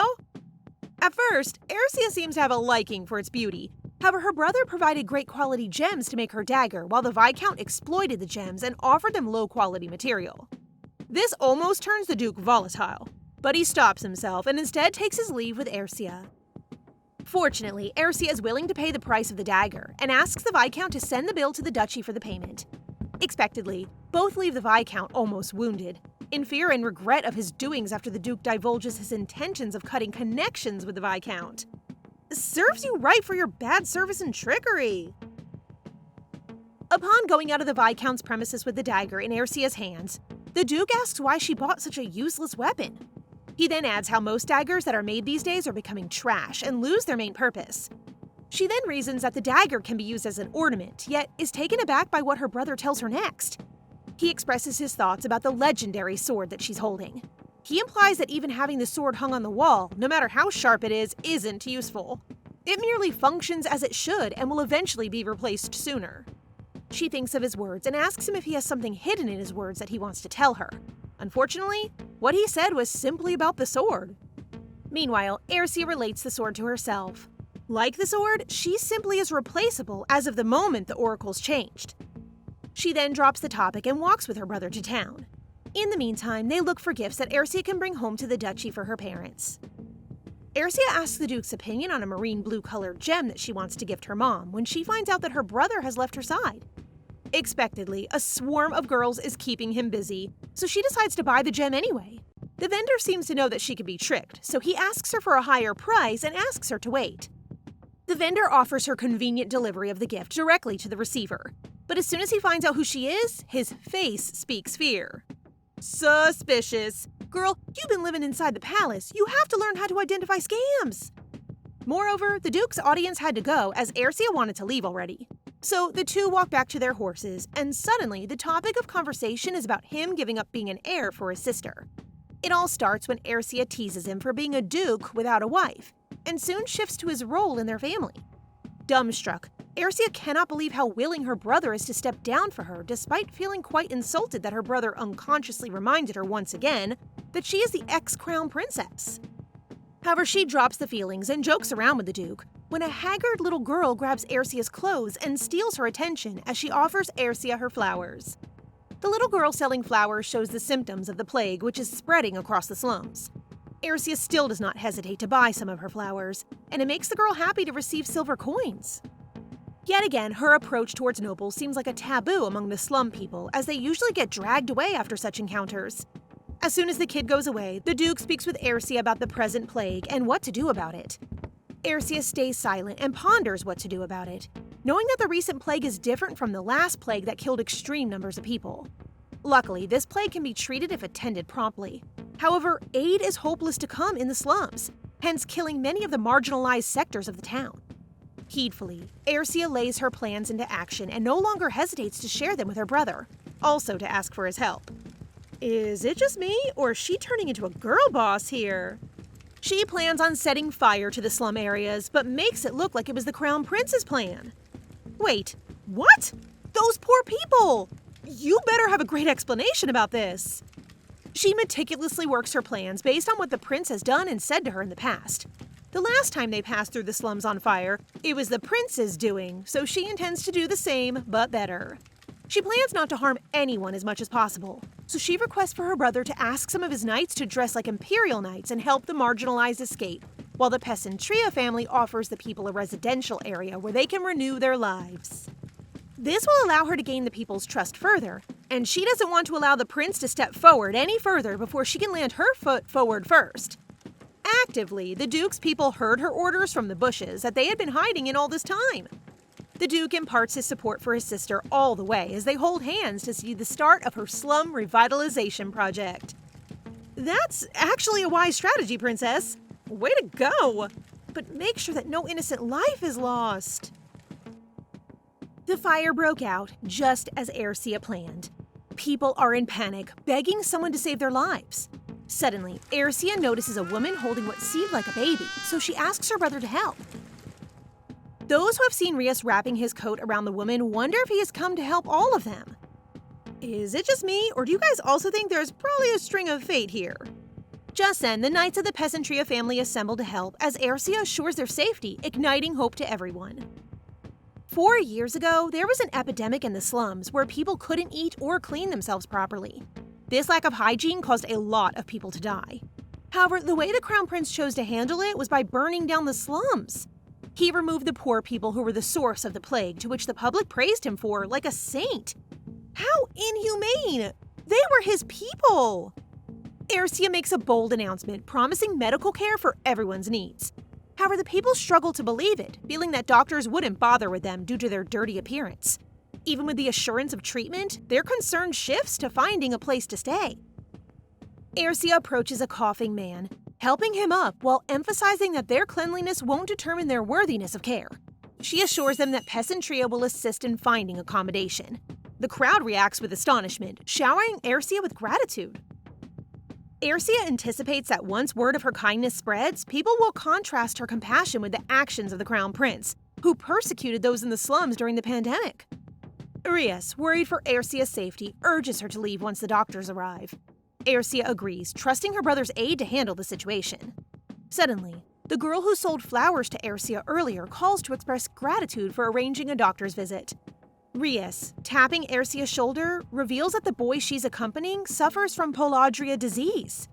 Peladria is caused by parasites growing inside the body, leading to symptoms like unquenchable thirst, persistent weakness, and notably, blackening of the fingernails. Aware of its contagious nature, Aercia remains cautious. However, she observes something peculiar about the girl. Upon inquiry, the girl confirms she gathers flowers daily, yet remarkably, she shows no signs of Peladria despite close contact with her infected brother. When questioned about the flower source, she gestures towards a rugged mountain, an unlikely place for someone of her age to explore. Concerned, Aercia arranges for a night to examine the girl, but no alarming signs are found. Digging deeper, Aercia learns of the girl's parentage from the war-torn, cold Asiora kingdom, where children are often molded as human weapons. The Asiora kingdom, renowned for its towering women with exceptional strength, surprises Aercia upon considering the possibility of the girl sharing this lineage, even as a half-blood. Aercia queries the boy about any Asiora blood in their lineage, to which he clarifies they're only half-siblings, his parents both from the Empire. This revelation dispels Aercia's suspicions that the boy's small stature might be due to illness. Addressing the girl as a child, Aercia offers two options: to join the Pesentria Duchy, ensuring meals, shelter, and assistance for her brother's treatment, or to receive treatment and reside in the soon-to-be-built residential area. Moved by the girl's offer of assistance, Aercia signals for her inclusion, touched by the girl's gratitude for Aercia's kindness towards her brother and the simple gesture of purchasing flowers.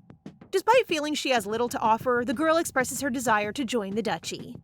In a tender moment, Aercia cups the girl's cheeks, encouraging her not to underestimate her value, neither to Aercia nor to herself. That's right!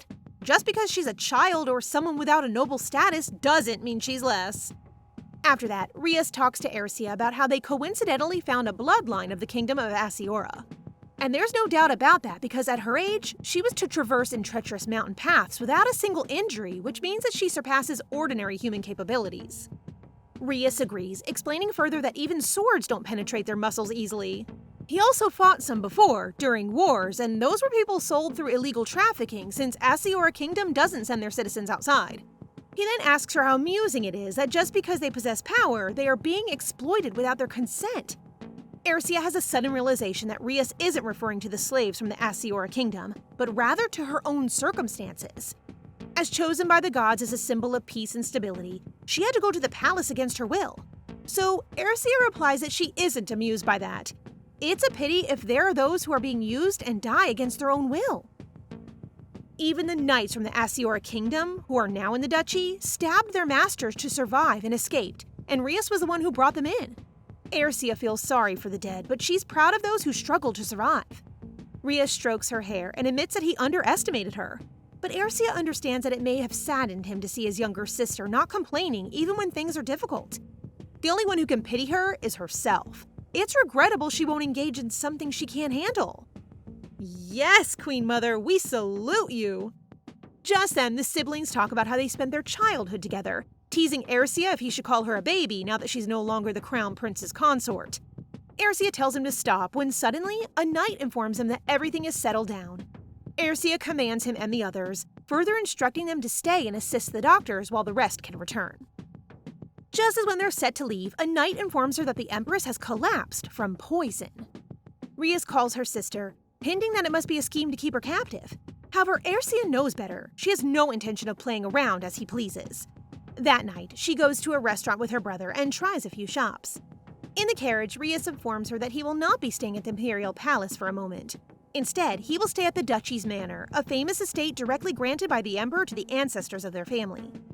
Looking at the grand estate, she vows to herself that there'll be no one to stop her from doing whatever she wants. We're also looking forward to your success, Ercia. Since she'll become the owner of that estate, Rias speaks on behalf of their family, hoping her to return home soon, but they can wait for as long as necessary. However, upon their arrival, Rias stops her, grappling with doubts and confusion over her willingness to enter the clutches of the Crown Prince and allow herself to be confined within the palace. Ercia explains that for now, there are two people they need to be cautious about. First is the Emperor, and the second one is the Crown Prince. From blocking the territories on the way to the duchy, it shows his determination to capture her and hold her by any means necessary. So if she gets caught up in his plan, the better. Rias replies that it's dangerous, as expected of his answer. But they won't know if it's an enemy or not until she goes. Rias becomes silent for a moment, concerned for his younger sister's safety. Ercia asks if he already prepared what she asked to, which he positively replies. Before going in, Rias warns her that if she has a chance to have a proper conversation with the Crown Prince, she must speak wisely. Ercia understands that what her brother meant was that she doesn't know what will happen if she crosses that line. Even though she's the one who grew up as a tool to extract abilities by force in her childhood, somehow it seems like her brother is angrier about it. And we're also angry about it. As she walks through the hallway, she notices how quiet it is. At 5, when she first arrived at the palace, she wasn't used to this silence. Soon after, she wanted to see her family, and not long after, she often shed tears. At some point, that became excessive greed. The Emperor told her that she shouldn't become a selfish person who'd abandon status as a future empress just to return to the duchy. So, she humbly accepted the Emperor's words, instilling in her mind that her longing to see her family was also selfish. So she learned to work hard for the future of the empire. She then remembers that she hasn't written a formal letter to her parents. If only she had the freedom to write letters and go outside, what a privilege it would be.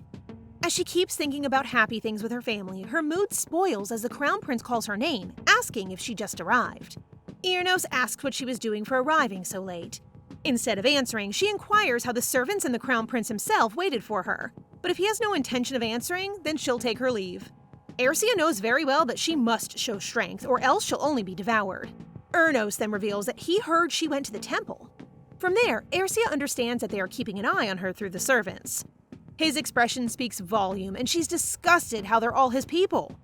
With many eyes watching, Ercia encourages him to meet her in the reception hall to finish their conversation. But Ernos insists that there's no need for that. As soon as she opens the door to her room, she finds all her things scattered on the floor. Ernos then accuses her of being a criminal who attempted to execute the Empress. What? Is he out of his mind? Ercia smirks. She didn't expect him to make her play around his palm like this. She then asserts that it won't be enough to tie her down. However, Ernos exclaims that her mother's poison medicine has been discovered in her room. Ercia struggles to free from his tight grip, enjoying seeing her unable to move in front of him. Feeling the weight of his dominance, Ercia warns of requesting a formal trial if he doesn't release her. However, Ernos remains confident in his authority, refusing to yield to her threats. In a cryptic turn, Ernos questions why Ercia would cause unnecessary trouble, leading to complications with the plan and inciting the people's resentment towards them. Ercia counters, mocking his weakness as evident in his indecision between Lurhtella and herself. She realizes that once she's proven innocent, he stands to lose everything. Ernos remains confident, insisting that until proven otherwise, Ercia remains a criminal. However, undeterred by his threats, Ercia bodily challenges him to proceed with his silly scheme, confident that she will ultimately prove his accusations to be nothing but delusions. Ernos then proposes another thing. If she apologizes and sincerely stays by his side now, then he may consider forgiving her. I can't believe this guy. Where did he get that audacity and confidence? Ercia mocks Ernos' expectation that she would apologize for a crime she didn't commit. Having learned from their engagement, she realizes that Ernos' true desire is to witness her humiliation, to see her dignity shattered as she begs him for mercy. Just then, Ernos calls Hiran to take her away, but before that, Aercia encourages him to do as he pleases to his heart's content and regret as much as he wants. But even if he doesn't want to, she will make him regret it. Also, if he pleads for her to stay by his side, then she might consider it. In a surprising turn, Ernos abruptly turns away and leaves them both. As they proceed towards what Aercia assumes will be her confinement, Hirin reveals that the room they're heading to is actually Ernos' room, leaving Aercia stunned by the unexpected twist. When she settles inside, she doubts if it's really confinement with how the room was luxuriously prepared in advance. To test the limits, she asks for a cup of tea and to bring her personal servant, Azel. However, Hirin apologizes that her request would be hard to complete. This time, Azel would have been the first one caught, but she will definitely save her. Just then, she playfully points out how Hirin is in the same room with a single woman who's not even married. But Hirin is quite an upright man, saying that he's just watching her under Ernos' order. Aercia wonders that if she's really the criminal, then she wouldn't be in a luxurious room. Hirin remains silent for a moment and changes the topic. Suddenly, Ernos' faithful dog arrives with the food and firmly tells her that she can't receive any guests as per Ernos' order. The use of silver utensils to signify the food's lack of poison only adds to Aercia's confusion.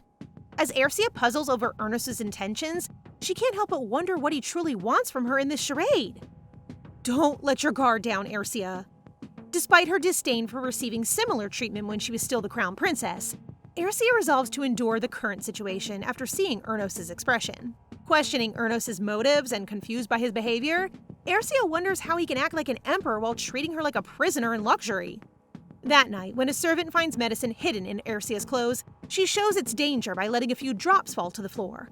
She tells the servants to tell the crown prince that many people want her, warning him that she won't be defenseless. When the servants leave in panic, Aercia approaches Hirin and taps his shoulder, further leaving him with options to lose his family or lose his position, knowing that he is a trusted knight by Rias. This is one thing I like about her. She knows how to use people well. Hirin, frightful of this approach, asks Aercia what she wants. Nothing special, really. She just needs him to send the letter to her brother. That night, Aercia dreamt about her childhood memory when her mother gave her a little dagger. She was reminded to always be cautious around the person closest to her and to not show her true feelings to anyone so that she could protect her heart. When she wakes up, she finds Shalia, who was in charge during the night. Since the breakfast was too much, she asks her to sit and eat together, but Shalia refuses. Aercia asks if it's because she's no longer the crown princess. Surprisingly, Shalia pulls the chair and sits down. Now that's power without intimidation. Aercia isn't wasting seconds, so she asks her to be her temporary escort knight, asking how she became an imperial knight. Shalia apologizes for not being able to answer a personal question. However, as soon as Aercia opens about helping Shalia's sickly younger brother through the temple's treatment, Shalia desperately kneels in front of her, begging for help. Aercia assures her that she will help her younger brother get the treatment, and all she has to do is bring a book with a black cover from her study. Just then, Hirin comes in and informs Aercia that he has delivered the letter to the temple. Looking out the window, she remembers how the girl from the slums offered her to take the poisonous flower as a thank you for treating them well. That time, she suspected the girl to kill her, but the girl's beaming smile spoke otherwise. Maybe the girl doesn't know it was poisonous since she's immune to it? She smiles, reflecting on her mother's warnings. She no longer needs to worry, as she has become an independent adult who looks out for herself. In the temple, the Pope receives Aercia's letter, impressed by her continued wisdom and insight. He then instructs the priest to prepare a carriage for their journey to the imperial palace. With that silver hair and blue eyes, he reminds me of Gojo Satoru from Jujutsu Kaisen. So cool and handsome. One morning, Rias receives a letter about Aercia's situation, but his main concern is how Ernos tries to take control of Aercia. Could it be that the recently revealed oracle is a lie? Wondering what Aercia wants to find out eagerly, the butler suggests to step back and look at the problem from a wider angle. And so, he suggests that it could be love, leaving Rias stoned. The butler thinks maybe Ernos doesn't realize his own feelings, since they've been together for so long. Then, a servant interrupts with bad news. The Duke and Duchess of Pesentria are coming. Meanwhile, the Emperor hears about it too and knows their daughter is important to them. He won't let them take her away, especially after all the effort they put into making her a good princess. If the oracle really has changed, then they'll arrange a marriage for that person to marry Alfredo. As for the Empress, the Emperor is determined to resolve that issue too. If the Empress were to die, he plans to use the compensation for her death to keep Aercia confined to the imperial palace forever. This would also put the Pesentria family under his control. He is obsessed about having control over both Ersia and everything in the Empire. Such a greedy man! In Ersia's room, Shalia hands her the book she requested last time about Azel. Ernos himself is the one managing her. I really do hope she's okay. Between the pages of the book, Ersia discovers a paper revealing the whereabouts of the Empress, an abandoned castle. This revelation doesn't surprise Ersia, as she had suspected something was amiss with the Empress's health after their engagement was broken off. She had thought postponing their meeting was for the best. Ersia knows that the alliance between the Duchy of Pesentria and Labra poses the greatest threat to the Emperor. Therefore, she believes the Empress's family won't allow the Emperor to harm her right away. It might be a subtle warning not to get too close. With her suspicions confirmed, Ersia decides it's time for the show. As soon as Hirin leaves the room, she empties a vial onto the floor, contaminating the food set on her table. When she takes a bite, she falls to the floor, blood coming from her mouth. Meanwhile, Shalia reports to Ernos that Ersia has been neglecting her meals and has been asking about Azel and requesting to open the window. Despite reminiscing about their childhood, where Ersia often cried for her parents, Ernos firmly instructs Shalia to seal the windows completely so Ersia cannot see outside. Suddenly, Hirin bursts into the room with troubling news.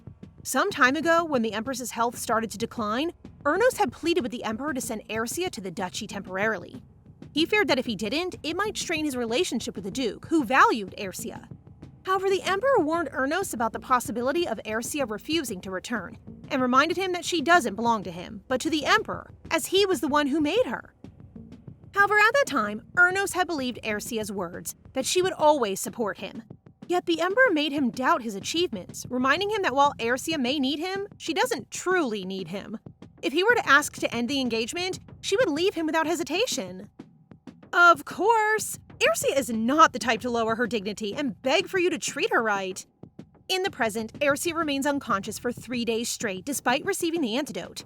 Ernos diligently spoon-feeds her the medicine while constantly monitoring her temperature.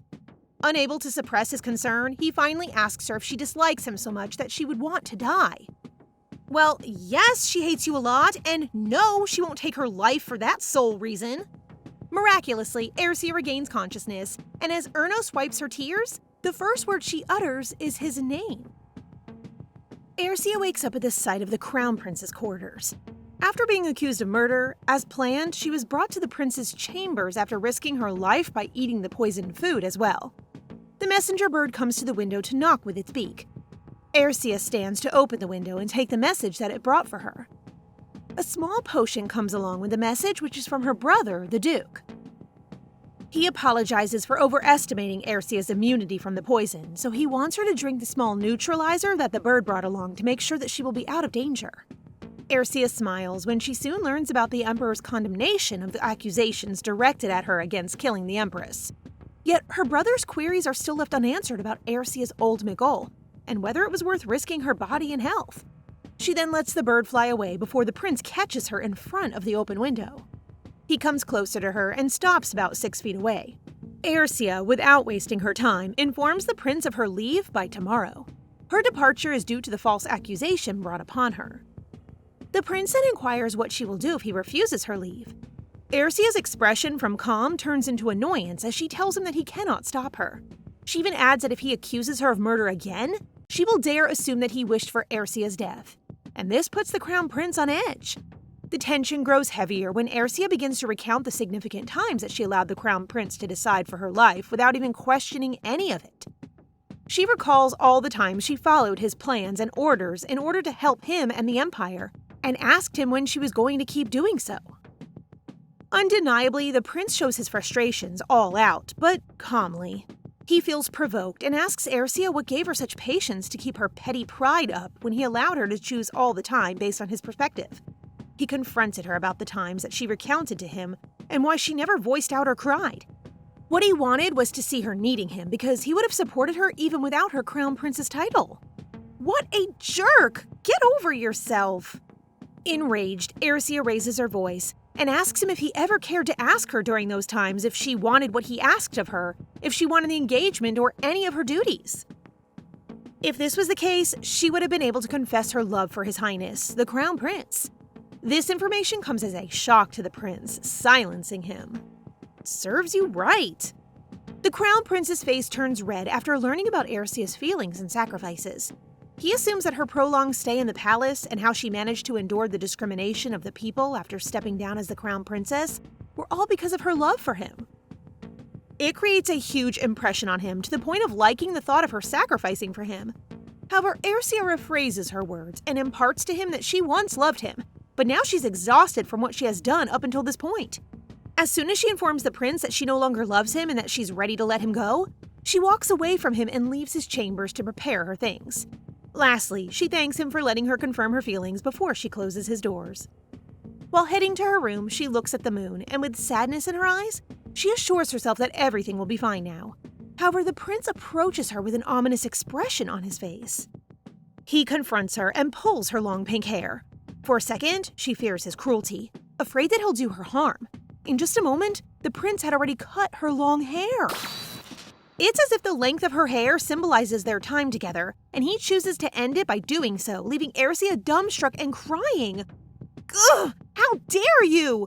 Girl, if this is not a walking red flag, I don't know what is. She then runs to her room and sits in front of her mirror to cut the rest of her hair. But a knock on the door is heard. She holds the scissors in preparation to face the prince again, but what surprises her is to see the Pope's face instead of His Highness. For the first time in 20 years, the Pope reveals to her that it is the first time knocking on doors, letting her know subtly that he respects her space. He then attempts to join her and wipe her tears away, but she asks him to leave her be. He refuses to and asks her to confirm what she wrote in the letter that she sent him about turning down his offer to be the chosen one of the temple. As low as she thinks of herself, she tells the Pope that she's already exhausted from everything and is now in sorrow for being left with nothing.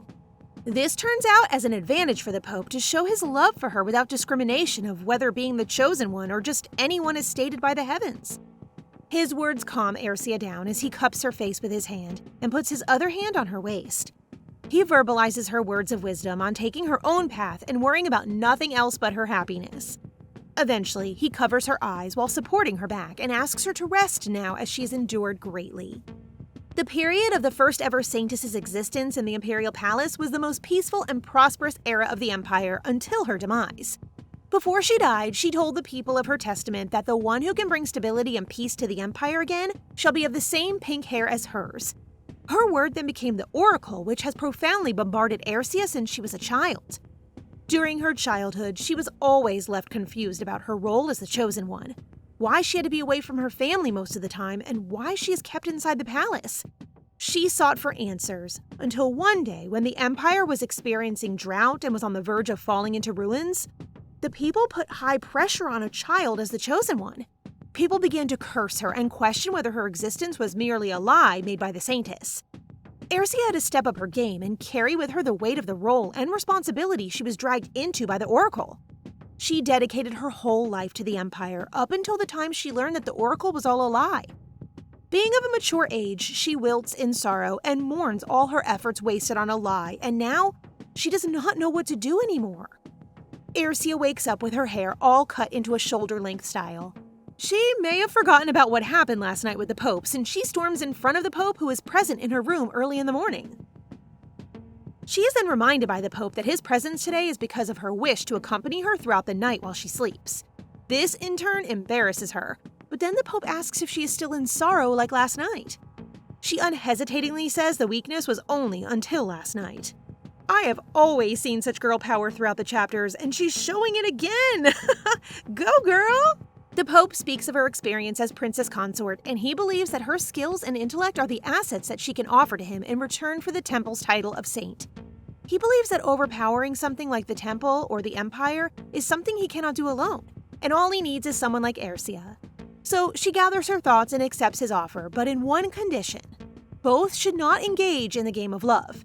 Hence, they shake hands in agreement as the Pope kisses her hand. The Pope asks her to prepare the things she needs to bring home, as he will be preparing the carriage for their departure. And before he leaves her room, he informs her to meet him in the garden at noon. Subsequently, Alfredo is heading to Ercia's room when the Pope passes by him under his cloak. Alfredo does not notice who he is and assumes he's another one of Ercia's guards. Before Alfredo can even enter her room, Ercia returns some books on the shelves when something falls off the book that she usually speaks about with the Empress. It is not a disease, is what was written in the letter. But before she can concentrate, Alfredo barges in and greets her farewell. He shows his sadness at knowing that his safe space in the palace will be leaving. But Ercia assures him that what she's about to do will change his path and will give him a chance to revive his honor. A servant knocks on her door and cuts their conversation short as she has to leave already. They bid their goodbyes and leave separately. Afterward, the Pope and Ercia are heading to their carriage. On their way, Heron and another knight encounter them, and this makes Ercia feel perplexed at this point. She calmly thanks them for their service and asks them to step out of their way as she will be leaving the palace. Then, the Crown Prince pops out of nowhere with an ominous expression. He stops her from leaving, but she leaves no matter what. He refuses to let her leave behind her title as the Crown Princess, and if he cannot possess her, he believes he may as well destroy her by threatening her of death. Ugh! Seriously, what is wrong with you? He then accuses her of being a threat to the royal family. By the moment she leaves behind her title as a princess of a ducal family for the temple and the Crown Princess title. Hence, he threatens to kill her as long as she's out of the palace grounds. Whether she's eating, laughing, or dancing outside the palace, he will try to end her life. The Pope attempts to have control of the event as he steps forward, but Ercia hinders him from stepping further and bravely stands up for herself in front of the prince. She dares to leave him, and the palace guard is astounded. This scene makes the Pope even prouder as he smirks under his cloak while they run away from the crowd of guards. As a result of her provocation, the carriage that she's supposed to travel in is blasted into flames, burnt to pieces as expected from the prince who is evidently messing with Ercia the moment she steps out of the imperial palace. Since the Pope expected such a matter, he shows Ercia an almost run-down carriage that is barely standing, but she has nothing to complain about, so she has to ride the carriage back to the duchy. Meanwhile, she talks about the Pesentrias being kind and warm-hearted, despite being the dirty workers of the royal family. Her mother is temperamental, but is always so kind if not provoked. Her father is otherwise calm, but would kill for his family, and her brother? A warrior. The Pope asks her if she misses them, which makes her feel giddy to know she's meeting them soon. Little does she know that as she travels back home, her parents are working deliberately to uphold their duties for their family. In the city, her father sits nonchalantly inside their carriage as her mother shoves a knife at a knight and another in the middle of the pouring rain, leaving no trace of suspicions towards the Pesentria family. She then smudges off the blood and mud from her gown and leaves with her husband shortly. Girl, that is what you call power! She looks so cool with that dagger, you know? The Pope and Ercia arrive at her family's home. The servants welcome him generously and with respect while he waits for his carriage to arrive to fetch him. Upon entering the mansion, she rushes to her room and flops in her bed to get some rest. But the presence of the Pope in her room just now catches her attention. She worries that the maids may have caused him inconvenience, so she asks him about it. He reassures her that they're all welcoming of him greatly. She seems to be a little less guarded in her home than how she is at the palace. She then straightens up by his tease, but he laughs about it with her anyway. Then, he tells her to sit down as he forgot to tell her something important. He asks her to show closer affection to each other to make people believe them more. She agrees with this offer, but sets her boundaries limitedly. The Pope, as stubborn as he is, asserts to call her by her name.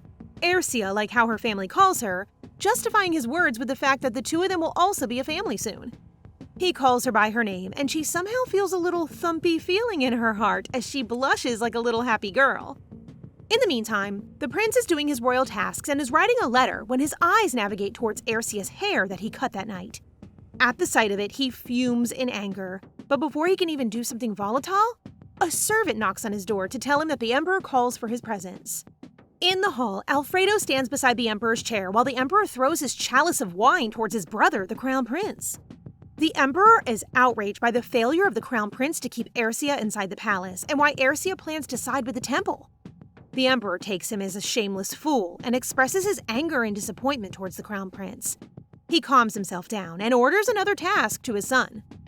Before his orders, he clearly states that the ducal family of the Pesentrias is already on the move, so he has to do something before they can. He commands him to find out why the temple has taken Ercia away, and to find Lady Lurhtella and bring her back to the palace. However, if the crown prince fails to do this job again, he has to wager his title as the crown prince. This means that Alfredo will have the chance to be crowned, and the crown prince will step down. Alfredo realizes that this is what Ercia was talking about when she said he could regain his honor. Yet again, he does not want to compete with his brother at first, but now he is already considering it while the crown prince fights for his title with his life. Afternoon comes, and Aercia takes her afternoon rest from the long travel she's been through a while back. What awoke her was a nightmare that made her sweat and fear immensely. She checks if she is needed in her own room, and she then rings her bell. She orders the maids to prepare some clothes for the guest and to escort him to the dining room. During dinner, the Pope seems to be wearing her brother's clothes temporarily. In her mind, he actually looks good in those clothes. She then opens a conversation about food preferences with the Pope. Moments later, the Duke arrives. Aercia is quite taken aback by her brother's arrival when he immediately barges into the dining hall worried sick. She calms him down as he compliments her hairstyle, but then the Pope giggles at the sight of the siblings. The Duke is about to be furious upon seeing his clothes on a priest, but Aercia discusses things with him separately. During their private discussion, the Duke thinks that perhaps she may get hurt again if she plans on taking the same steps as how she did with the prince, and may end up losing the love game. She assures her brother that she is now wiser than before, and with that, she shares her plans to join forces with the Pope. Afterward, she finds the Pope scanning through the shelves to find a good book to read. She interrupts him and speaks of her discussion with her brother. From the Pope's perspective, it seems like Aercia is already reluctant with their deal, but allows her to speak at her own pace. She then fires her questions at him. She asks the Pope about his true intentions of choosing her as the best potential for the saint position. She asks him if perhaps she is indeed the chosen one, or not, and then she asks the Pope if he was the one orchestrating all of this with the Oracle, the Empire, and the Temple. He feels like she's overturning their deal, but she asks him respectfully for an answer. Being trusted as a high delegate of God, it is within the Pope's power to manipulate his words and decisions based on his own accord. So the Pope answers Aercia clearly that she is not the chosen one of the Oracle, and this gives her relief from the possibility of holding firm to a lie like she used to, and in return failed her immensely. As she asks His Highness about her role as a saintess, he informs her again that a saintess's role is a symbolic figure that caters to the people to believe and trust divine power through her and the Pope. If so, the Pope assures her that she has nothing else to do while crossing his fingers from behind. He continues to mention that she only has to stay by his side, and he will provide and give her everything that he has.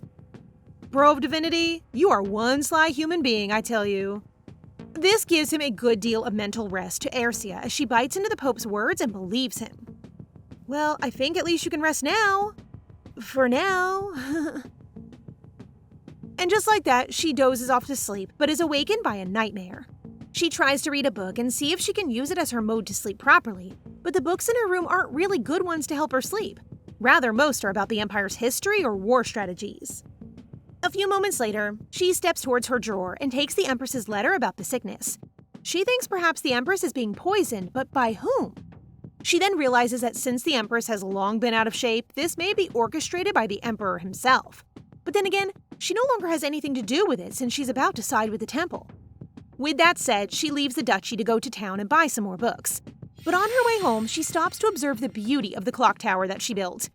A guy selling figurines of the clock tower enlightens Aercia that the clock tower has indeed contributed well even in his sales. Inevitably, she buys one figurine to cherish her accomplishment while she's still a worker at the palace. In her heart, she knows she wants what's best for the people. In the duchy, she finds the Pope reading a book and tells him of her heart's desire for the people. Despite her human foolishness, he believes that she will find her way to him. The Pope philosophically tells her that no matter what she does, she needs him and will come to him. Hence, the place for her is already prepared by the Pope, and that is by his side. The following morning, while Aercia was preparing, she noticed a familiar jewelry box and asked one of the maids who had given it to her. The maids inform her that it's from her guest who accompanied her. When she heard this, Aercia realized that it might be from Azriel. Thus, she asked one of her maids to hand her the jewelry inside because she would wear it today. When Aercia is almost done wearing the jewelry, she asks the maid about her brother and Azriel's whereabouts. The maid informs her that they're having a meal together. Aercia faces the maid and looks at her shockingly. She thinks it's not a good idea for her brother and Azriel to be alone in one room. Aercia remarks that the maid should have woken her up earlier, but the maid responds that both men don't want their sleep to be disturbed. Knowing this, Aercia calms down and tells the maid she will also head to the dining room. Upon arriving at the dining tables, Aercia is surprised and confused to learn that her brother and Azriel are getting along. As they eat, the two men talk about theology and the church. After Aercia's brother announces that he'll be leaving, he jokes that he will attend the church. Alone, Azriel compliments Aercia that the relic ring is perfect for her, and that he'll merely return it to its rightful owner. Hearing this, Aercia realizes that Azriel is hiding something from her, thus she must not let her guard down. She confronts Azriel and tells him that since they have a business relationship, she will mind her business as long as she benefits from him. Next, in the office, Aercia's brother informs her that their parents will be arriving soon, but it might take a little while since they'll be stopping somewhere. She knows this after Aercia's maid informs her that Lady Lurhtella has returned to the palace. She then instructs the maid to investigate the Empress and Azel's whereabouts and adds that unknown persons must not enter their mansion. Meanwhile, Ernos angrily reprimands Nevia for leaving the palace unannounced and tells her how responsible her behavior is because of the damage she has done. Ernos then compares Nevia to Aercia and says that Aercia will never do such a stupid act. Hearing this, Nevia is embarrassed and silently cries. Well, she deserves it. The following day, Aercia browsed the letter at her brother's office. Minutes later, her brother arrives and notices. She then comes to send her some documents too, since handling paperwork is her expertise. Hearing this, Aercia's brother jokes that his position might be in danger if he does that. Aercia replies that if he is that scared, he needs to find a fiancé to secure his position. He also states that if he doesn't have any relationship, then other people might think that he's gay, and her brother only smiles and announces to her that he'll be leaving to get more information. Next, while Aercia is walking along the hallway, she notices Azriel's door room slightly open. When she looks into it, she's stunned by how handsome Azriel looks while praying, but she quickly composes herself upon realizing that Azriel notices her presence. Azriel then invites Aercia for a walk in the garden. As they walk around the garden, Aercia asks Azriel when he will return to church, since the church may not allow long vacations. Azriel replies that it's fine, since it's been a long time since he's been on vacation. Afterward, Aercia suddenly sneezes, and Azriel quickly tells Aercia to return to the house to avoid catching a cold. As he pushes her towards the house, Azriel already notices the assassin spying on them. Alone, Azriel starts to warn the assassin that it's a sin to point a sword at a priest, and that killing him brings divine punishment. The assassin then replies that nothing will happen if he simply hands Aercia to them, but Azriel quickly disagrees and starts to fight back.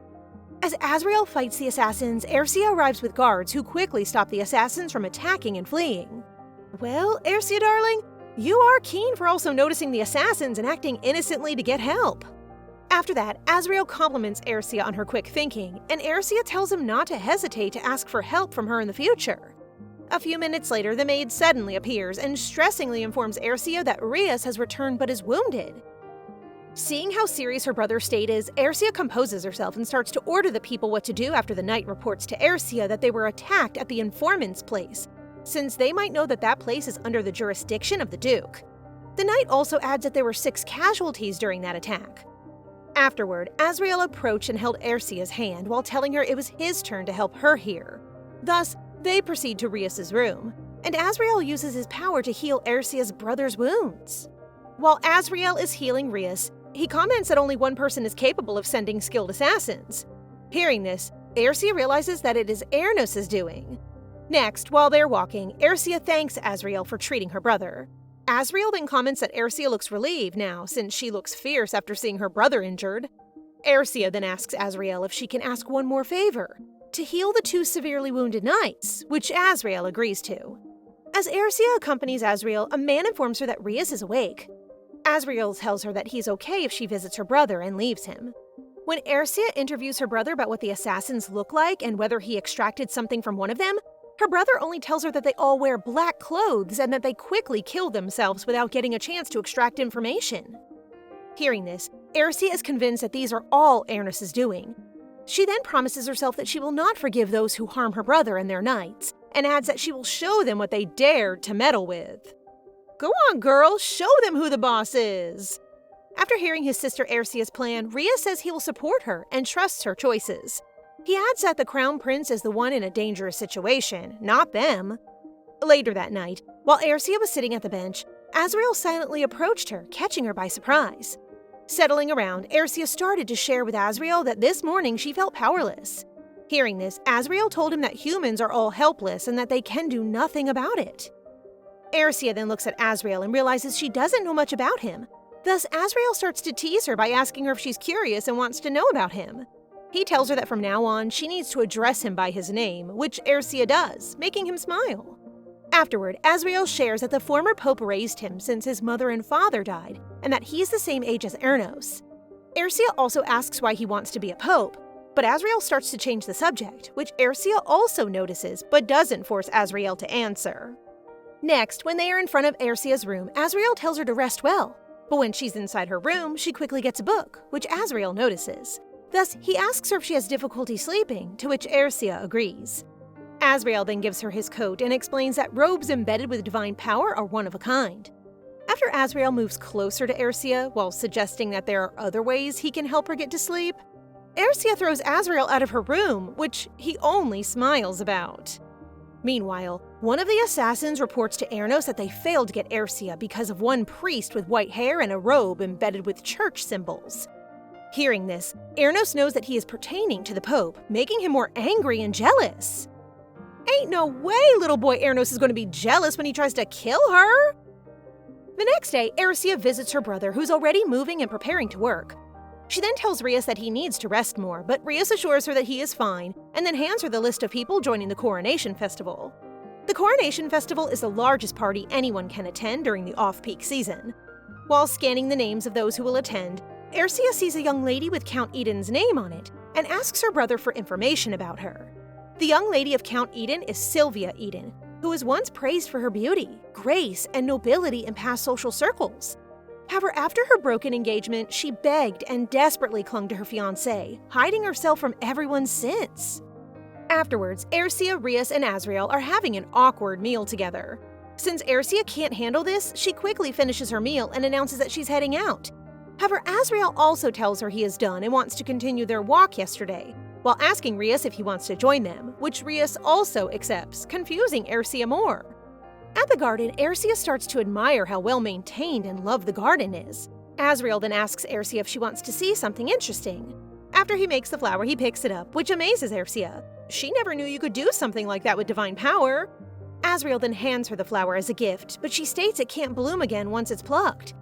He replies that this flower is different while walking ahead of them. Rias suddenly suggests a boat ride to them, but Ercia tries to decline due to yesterday's incident. Rias reminds her that they must show they can't be quickly brought down. The brother is so hot. LOL, I love the priest too. Afterward, Ercia approached the two men waiting for her near the carriage, and as soon as she was near them, she extended one of her hands. Because of this, both men opened her hands, but Ercia chose her brother's hand, leaving Azriel smiling. What do you expect, Azriel? You're only her fiancé, and that is her brother! Next, Ercia remembers Azriel's robe in her room and tells him to wear it to hide his identity, thus she quickly tells the maid to get it. Upon arriving at the boating dock, the ladies instantly admire and gush about how handsome Rias is.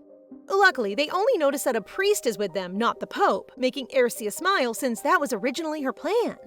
Minutes later, when they are near the lake, Ercia suddenly tells Rias that she will only be joining Azriel, and that Rias can stay and talk to the ladies, which surprises and confuses Rias, who can't believe his sister left him to be with other ladies. Next, while they're boating, Ercia begins to realize how calming it is and why the maids told her that in the past she loved boating. She also shares with Azriel that she has already forgotten her favorite memory. Azriel then tells Ercia that today is his favorite memory and that he would like to do it again with her in the future, to which Ercia replies that she'll think about it.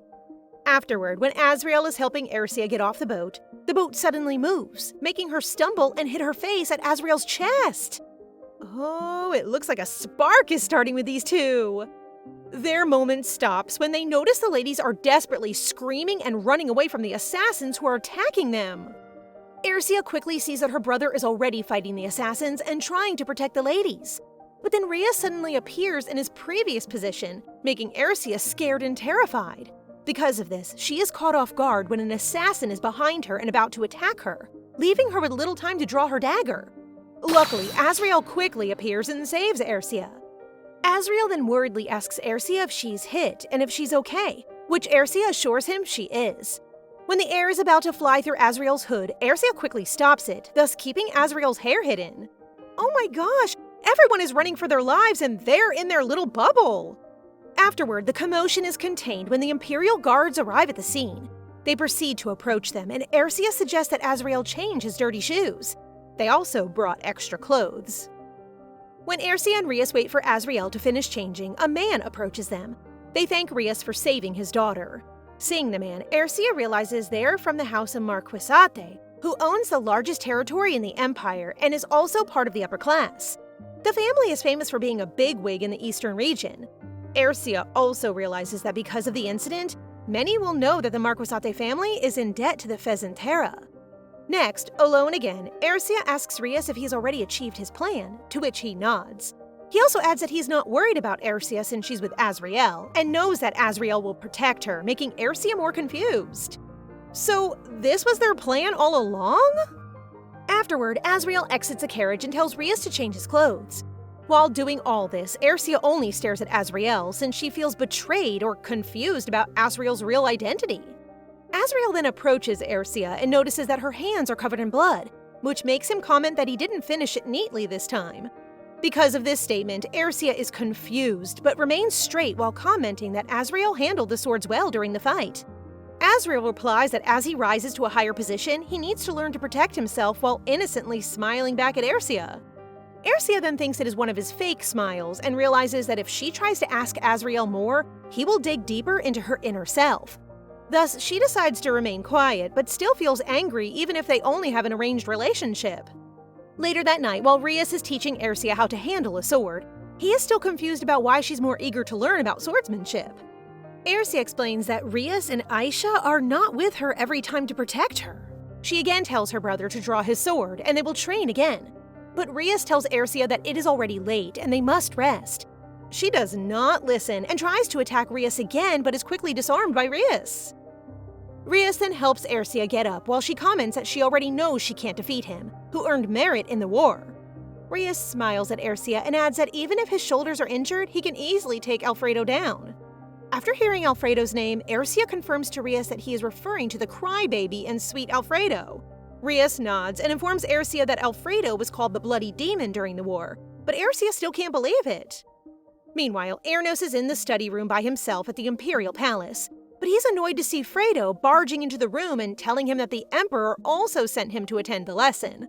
Also, because of this, Ernos arrogantly reminds Alfredo that they are different from birth and not to get his hopes up. And when Ernos is about to leave, Alfredo suddenly asks Ernos what Ernos will do if he aspires to be a crown prince. Yeah, strike back, Alfredo! The next day, Ernos still thinks about the heated confrontation he and Alfredo encountered. Ernos remembers how Alfredo openly tells him that he aspires to become a crown prince someday, and that he already hates Alfredo even while Ercia is still in the palace. Ernos realizes that Alfredo has started to grow a backbone and is brave enough to talk back to him. However, Ernos still manages to threaten him by reminding Alfredo that when Ernos becomes the emperor, it will be the end of Alfredo being a prince since he will kill him. Ernos thought they were stopping when his butler informed him that Nivea didn't appear during breakfast, and that she didn't respond when they tried to knock on her door. Knowing this, Ernos tells the butler he will check on Nivea. Meanwhile, Nivea is in her room with Aisha, who is washing her feet. While she is looking at Aisha washing her feet, she remembers how Ernos compares her with Ercia. Thus, she then asks Aisha what if she and Ercia are the same, but Aisha explains to Nivea that they are different since Nivea talks to him, who's a lowlife. At the same time, Ercia only passes by him, which makes Nivea glad. But then Nivea is terrified to see a furious Ernos approaching her. Ernos, angry, squeezes her arm while furiously reprimanding her for not following the schedule that a crown princess needs to follow. Ernos suddenly notices Aisha in the room, so he quickly orders the guards to throw Aisha out of the palace, while commenting on how Nivea can be irresponsible for inviting a guy inside her room, which might create rumors and stain his name. Next, Ernos threatens Nivea that the incident should not occur again because her family will not escape unscratched. Meanwhile, Azriel is enjoying himself while Ercia is angry because she can't win the chess game with him. However, as the rounds pass, she begins to win, thus making her happy, and Azriel still smiles even though he's losing. I think Azriel is losing on purpose to make Ercia happy. Afterward, Ercia is shocked to learn that Aisha is outside their mansion because Ernos expelled him from the palace. Noticing that it's a serious matter, Azriel excuses himself. After Azriel leaves them, the maid informs Ercia that Aisha is expelled from the palace because Ernos saw Nivea and Aisha together in Nivea's room. After hearing this, Ercia starts to worry about Aisha's safety. Still, the maid explains that Aisha is staying at Nivea's house. With this, Ercia realizes that Aisha is seducing Nivea, which has worked. Afterwards, Ercia tells the maid again to continue spying on Nivea. That rainy afternoon, Ercia and Rias were in the town and witnessed Viscount Mara being hanged, since it is said that he coveted other nobles' territories and had taken it too far. After witnessing the execution, Ercia and Rias ride their carriage. As they are traveling, Ercia smiles after noticing that the slum improvement project is already complete, and then tells Rias that they should also send more grains this time. Noticing how passionate Ercia is, Rias asks her why she didn't show her face to the people, since they'll surely praise her. Hearing the word praise, Ercia teases Rias that he might be planning to be a priest, which Rias laughs off. If Rias does, a lot of ladies will cry! Meanwhile, Ernos is furious after learning about Viscount Mara's execution, especially not knowing about it. The butler tells him that the emperor himself decided it because of the rumor spreading about the royal family. That night, Ercia informs Azriel that she wants to hold a trial against the royal family with the temple's help, since, with her family's wealth and the temple working together, they'll have a power comparable to that of the royal family. However, Ernos is also aware of their plan. She adds that the temple must be protected, since that will be the first thing Ernos will attack. While in his office, Rias gets a visit from his butler, who notices the master had worked until the late hours again. The butler urges him to write to his parents, mainly to alleviate their worry. Rias does so, but his letter is mainly all about Ercia, whom he lovingly calls Sia, writing how good she looks with shorter hair, akin to when she was younger. He also writes that Azriel, the Pope, is still living with them. Actually, Azriel and Sia get along quite well, with the two being friendly, sharing a meal, and they share quite a competitive rivalry in chess. Although it's only Sia who's determined to win against Azriel, who looks tired of the game and was even willing to fix their previous match in Sia's favor before. Anyway, Rias writes how Sia smiles a bit more now than when she was at the Imperial Palace. And meanwhile, Rias's mother also smiles with joy upon reading her son's letter, even if it's full of updates about Sia. Regardless of this sweet moment, her husband asks if she's sure she'll visit the Imperial Palace alone, of all things. She assures him, and with him noting that his son hasn't changed at all, Rias's father continues reading his letter at his wife's behest. For Sia, she's sitting in her room, relaxing as a glimmer of moonlight shines through the windows. However, she notices the smell of blood that's getting stronger by the minute, and so she opens the curtains to find Azriel, the Pope, hooded and reeking of blood. That's just as Rias is finishing the contents of his letter, that although Sia promised not to try in any relationships, he still hopes for her to find someone she can be with. A surprised Azriel surmises that he must have chosen the wrong room, hence his arrival on Sia's window. Still, Sia asks whether the Pope was hurt, remarking his smell of blood. Rather jokingly, Azriel also asks why she assumed he was the one who's hurt and not the person who attacked someone. Of course, Sia believes that a holy man could do no such thing, so Azriel admits that there was a fire at the temple. Not a big one, but a disaster caused by some commotion, hence he was rushing back there. Sia notes how sudden this all is, but the Pope argues that since he's leaving first thing anyway, it actually isn't. Sia gets a sad look on her face, asking if the next time they meet will be at the founding festival, and if there's any need for them to not see each other then. Azriel can't give an honest answer, only bidding Sia to not work too much and for her to get some sleep. With that, Azriel vanishes into the night. The following morning, the butler is shocked to see Ercia up working so early. He informs her of Rias's invitation for a meal, but she declines. Anyway, she's focusing on befriending a once popular turned recluse lady in court, Sylvia Eden. Her mind doesn't change when Rias himself visits her and informs her of Azriel's incoming departure. He offers that they see him off, but Sia remains adamant in her refusal. And so it's only Rias who sees the Pope off.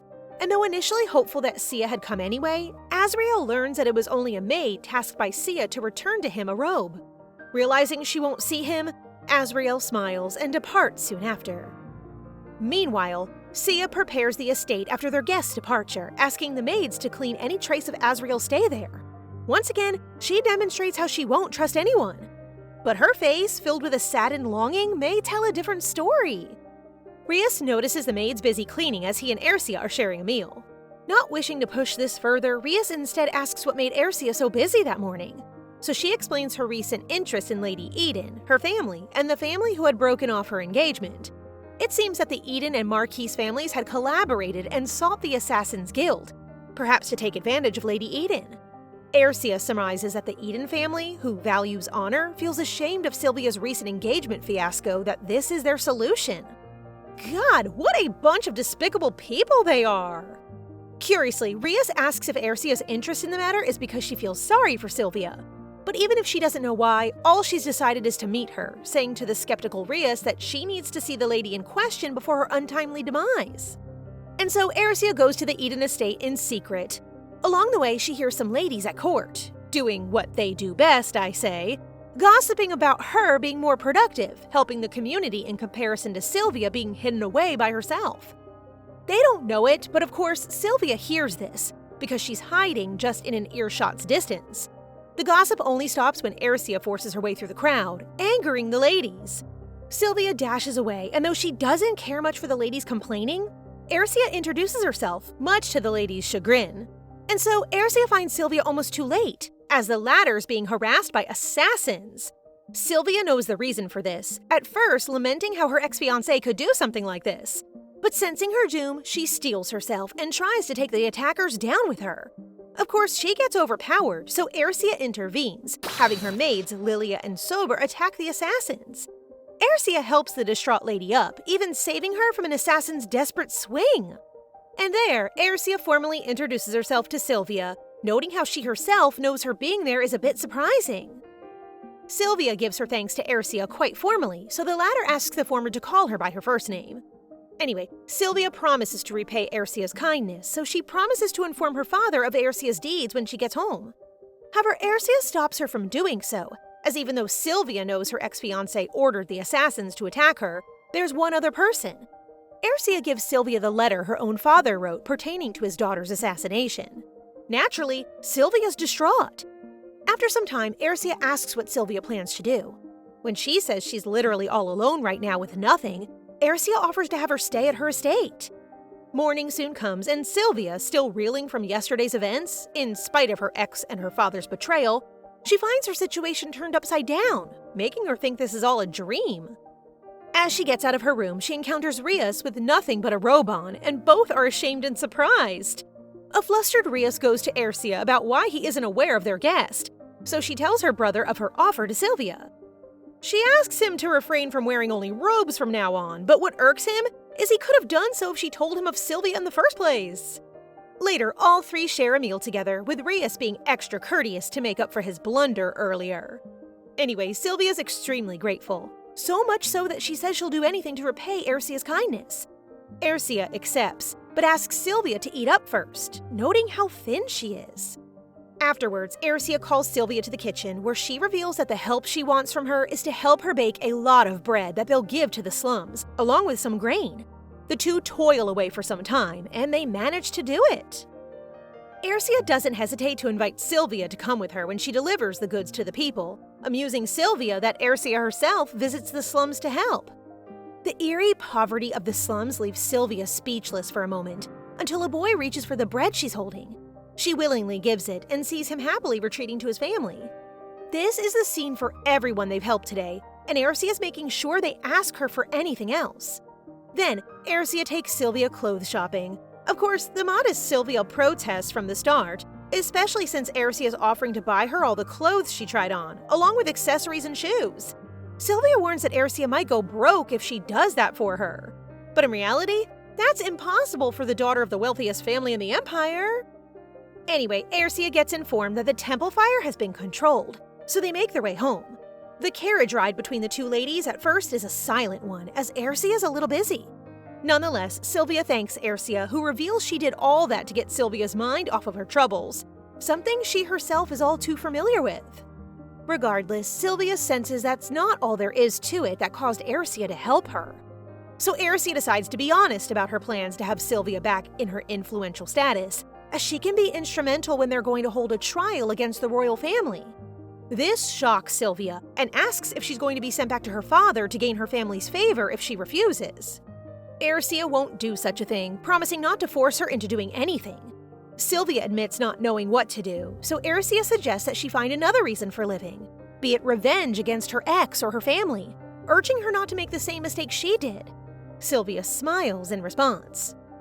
Meanwhile, at the temple, Azriel had written a letter to Ercia before attending a meeting. Ercia's in her office by the time the head maid delivers Azriel's letter. In it, he gives news about the temple and deduces that she was waiting for him to write. He had given a lot of thought about why she didn't say goodbye when he left. and he shared his realization. He's the one who wasn't being honest, the one with one card hidden. He says even though it's late, he wants to lay it all bare and ask for forgiveness. If it's accepted by the lady, Azriel only asks for a chance to play chess with her again. It would seem that him being honest is all it takes to melt Ercia's coldness towards him. Oh girl, you've been stricken by love! Immediately, Ercia asks the head maid about the chessboard and couldn't hide her delight when apparently it had been saved from the cleaning she ordered a while back. Right now, with a smile on her face, Ercia is happy with just them being honest with each other, even just a little bit. However, Azriel's experiencing some trouble at the temple meeting. The men are arguing Azriel's decision to publicize his predecessor Pope's will. One reminds them of the royal family's abduction of the Lady of the Oracle, and they had just helped her back. So how could they tell Ercia that she's the aforementioned lady? All the arguing proves Azriel's point, that this is a significant matter, though he asks the other priest to not refer to Ercia as an object. Though Ercia is unaware of it as of now, they all agree the fallout of that happening will be immense. Some argue to hide it, some to consider being careful as the truth being revealed too quickly is even worse. Some argue that their organization is only breaking free from the royal family, from their horrors of forcing them to kill people of the slums, so they can't go back. But Azriel explains that Ercia wants nothing but peace for the Empire. With her, now's the time to defeat the royal family. So he asks for the will, but a horrified priest informs him that it had been stolen during the fire. Next, we see the royal family and Ercia's ex-fiancé furious that her name is on the will. The crown prince demands an answer from Lurhtella as to why her name isn't on the will declaring the Lady of the Oracle, and Ercia is. Her explanation starts with her sick baby brother and how the temple approached her to help him, and in exchange, she'll be part of their plan. Pertaining to her pink hair, it's because Lurhtella's family is of a foreign descent, and pink hair is common in her country. The prince is already angry, but upon realizing he's been played by the temple and thinking of how it went down with Ercia, his rage is enough to crush the glass in his hand. Regardless, Lurhtella becomes the target of his fury. He muses how to deal with her, a lady who happened to have pink hair used as the temple's pawn. He menacingly considers killing her brother, but the lady begs on her knees some more, so he orders Lurhtella to return to her family's estate. Just as she leaves, the crown prince is informed of another pressing issue. His mother, the empress, might pass away at any moment. Meanwhile, Ercia gets roused from sleep by Azriel's sudden arrival. He came to inform her of the former pope's missing will. True enough, he is there to reveal everything, such as Ercia being the Lady of the Oracle. But his mind wanders first to their first meeting as kids, when she comforted him about his different look, saying his unique quality makes him chosen. Before he could talk about that, and Ercia being the Lady of the Oracle, they get interrupted by the sudden news. The Empress has indeed passed away. The funeral for the Empress had been a simple one. Per her wish, her body will be returned to her family. When a member of the royal family dies, they impose some restrictions, such as no banquets, no laughs, and wearing black during the mourning period. Ercia attends with Azriel, who notes the former's sadness at the Empress's passing, and Ercia shares her mentor-like relationship with her. Azriel also comments on the irregularities of the Empress's death, such as never calling for a priest, and as far as he knows, she wasn't that sick of her illness. In fact, Ercia suspects that it wasn't an illness. In a flashback scene, she remembers the Empress as always being sickly, so the Emperor had her drink herbal tea for it. During a conversation where the Empress warns her about the Crown Prince, using her and the Emperor's relationship as an example, the Empress suddenly collapses after drinking the tea. Ercia is about to share this when suddenly she comes face to face with the Crown Prince, who sees her holding hands with Azriel after he had comforted her. Of course, Ercia and Azriel distance themselves from him, leaving to go to the garden. There, Azriel asks about Ercia's well-being, and she reveals that she's fine. Their conversation is about to go back to their topic the other night, about Azriel's first meeting with Ercia and his intended confession of the contents of the former Pope's will, when suddenly, the Crown Prince appears and grabs Ercia away from Azriel. She protests, and Azriel warns the prince too, but he's adamant. The prince immediately proclaims that Ercia is the Lady of the Oracle, and that the temple, particularly Azriel, had driven the wedge between them so the temple could keep her themselves. God, a major shocker leaving a mark in everyone's faces. And what's more, the prince got to say it first and not Azriel. While all this is happening, Sylvia takes a walk throughout Ercia's estate. There she finds Rias, also alone, just sitting in the pathway bench. he invites her for a talk, mainly asking how it's been staying with Ersia. Surprisingly, they both compare Ersia to water. Oh, I see another romantic ship sailing. However, they see Ersia differently. For Sylvia, she's like water when her bravery allowed her to take a blade for her, since nothing can ever cut water. For Rias, he thinks Ersia is a bit fragile despite her strong demeanor. For once, he wishes she would cry and express her sadness more. Unfortunately, not everyone's having a swell time. The scene shifts to Ersia, who's still in shock about what the Crown Prince had said. The two look at Azriel to tell the truth, and for this one, his silence is his answer. Ersia, not believing that Azriel could lie like that, asks him directly, but again, his silence confirms it. The Crown Prince sees the opportunity to attack, berating Azriel as a hypocrite man, helping only under the guise of kindness, when in reality, he's a manipulator. He also mentions he's nothing to do with Ersia and him. Azriel doesn't defend himself, but questions if Ersia will like this outcome. Laughing in response, the Crown Prince remarks Ersia has been preparing to become the Empress ever since. He even mocks Azriel as the last pope of a dying temple who had threatened the Empire's power. The Crown Prince suggests he go back to his place. So immediately, Azriel rushes to Ersia, but unfortunately, her eyes are colder than ever. Even when he apologizes, Ersia's mere response is that they're only in a contract. Thus, trust and emotions aren't part of that. Memories of happier times start to shatter as Ersia says she'd never received nor given any trust from their contractual relationship, leaving Azriel broken and hurt. Ersia turns her back coldly, but Azriel again tries to apologize. He had thought she was happy not being the Crown Princess, being free. He remembers her smile, but now that's nowhere to be seen in her face. Still, Azriel tries to say that he always planned to tell her. But this only disgusts Ersia more, who starts to recount every opportunity Azriel could have told her the truth, but didn't. She guesses he didn't want her to find out, but before bursting in anger, she turns away again. Defeated, Azriel can only ask if she wants to go back to her old life. She replies yes, blaming Azriel's intervention for her not remaining the Crown Princess in the first place. She doesn't even call him by his name anymore. God, they're really falling apart. So sad. When she returns home, immediately, Ersia hugs Rias and apologizes to her brother for making the same mistake again, despite his warnings. But this time, she knows her mistake, saying she knows how weak and stupid she had been. Meanwhile, Azriel sits alone with only a few candles, the look of a man who's lost something important. He wonders where it all went wrong. Prepare for a backstory, guys. Of course, he starts with his hair. Because of it, he'd been left at the temple as a child since he's predetermined to have divine power. Even his name was because of the priest that found him. Apparently, Azriel's even more special than the rest, having more divine power than usual. This made him a favorite of the Pope, who took him under his wing, but also the subject of jealousy for the others. This extended so much that during their visit to the imperial palace as future priests of the temple, some kids would beat him up regularly. It had occurred so much that even Azriel's sick of it, and resigned at his fate. That is, until Ersia. During one visit to the imperial estate where Azriel's getting beaten up again, Ersia's arrival, along with some guards, managed to put a stop to it. Even then, you could tell Azriel sees Ersia differently.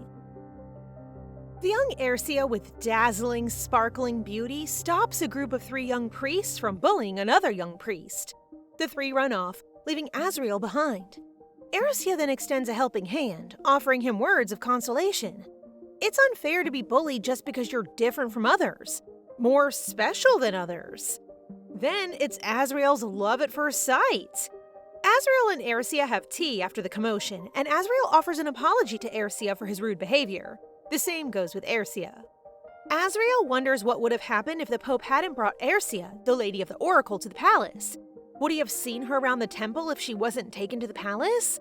All of these thoughts are then pushed to the back of his mind as he remembers that, with his current status, he can't be in love with her. Assuming he becomes a pope, he might have a chance to marry her, though. Thinking of these possibilities, he zones out of his conversation with Ersia. Snapping out of his thoughts again, he tries to have a proper conversation with her, asking her about her struggles being the crown princess and if she never thought of abandoning her duties. Hearing this, Ersia is caught off guard. Aside from him, nobody has ever asked a question like that before. If she would be given a chance to live another life other than being a crown princess, she would still choose to become the crown princess. Ercia is not the type of person who gives up on anything just because it's difficult.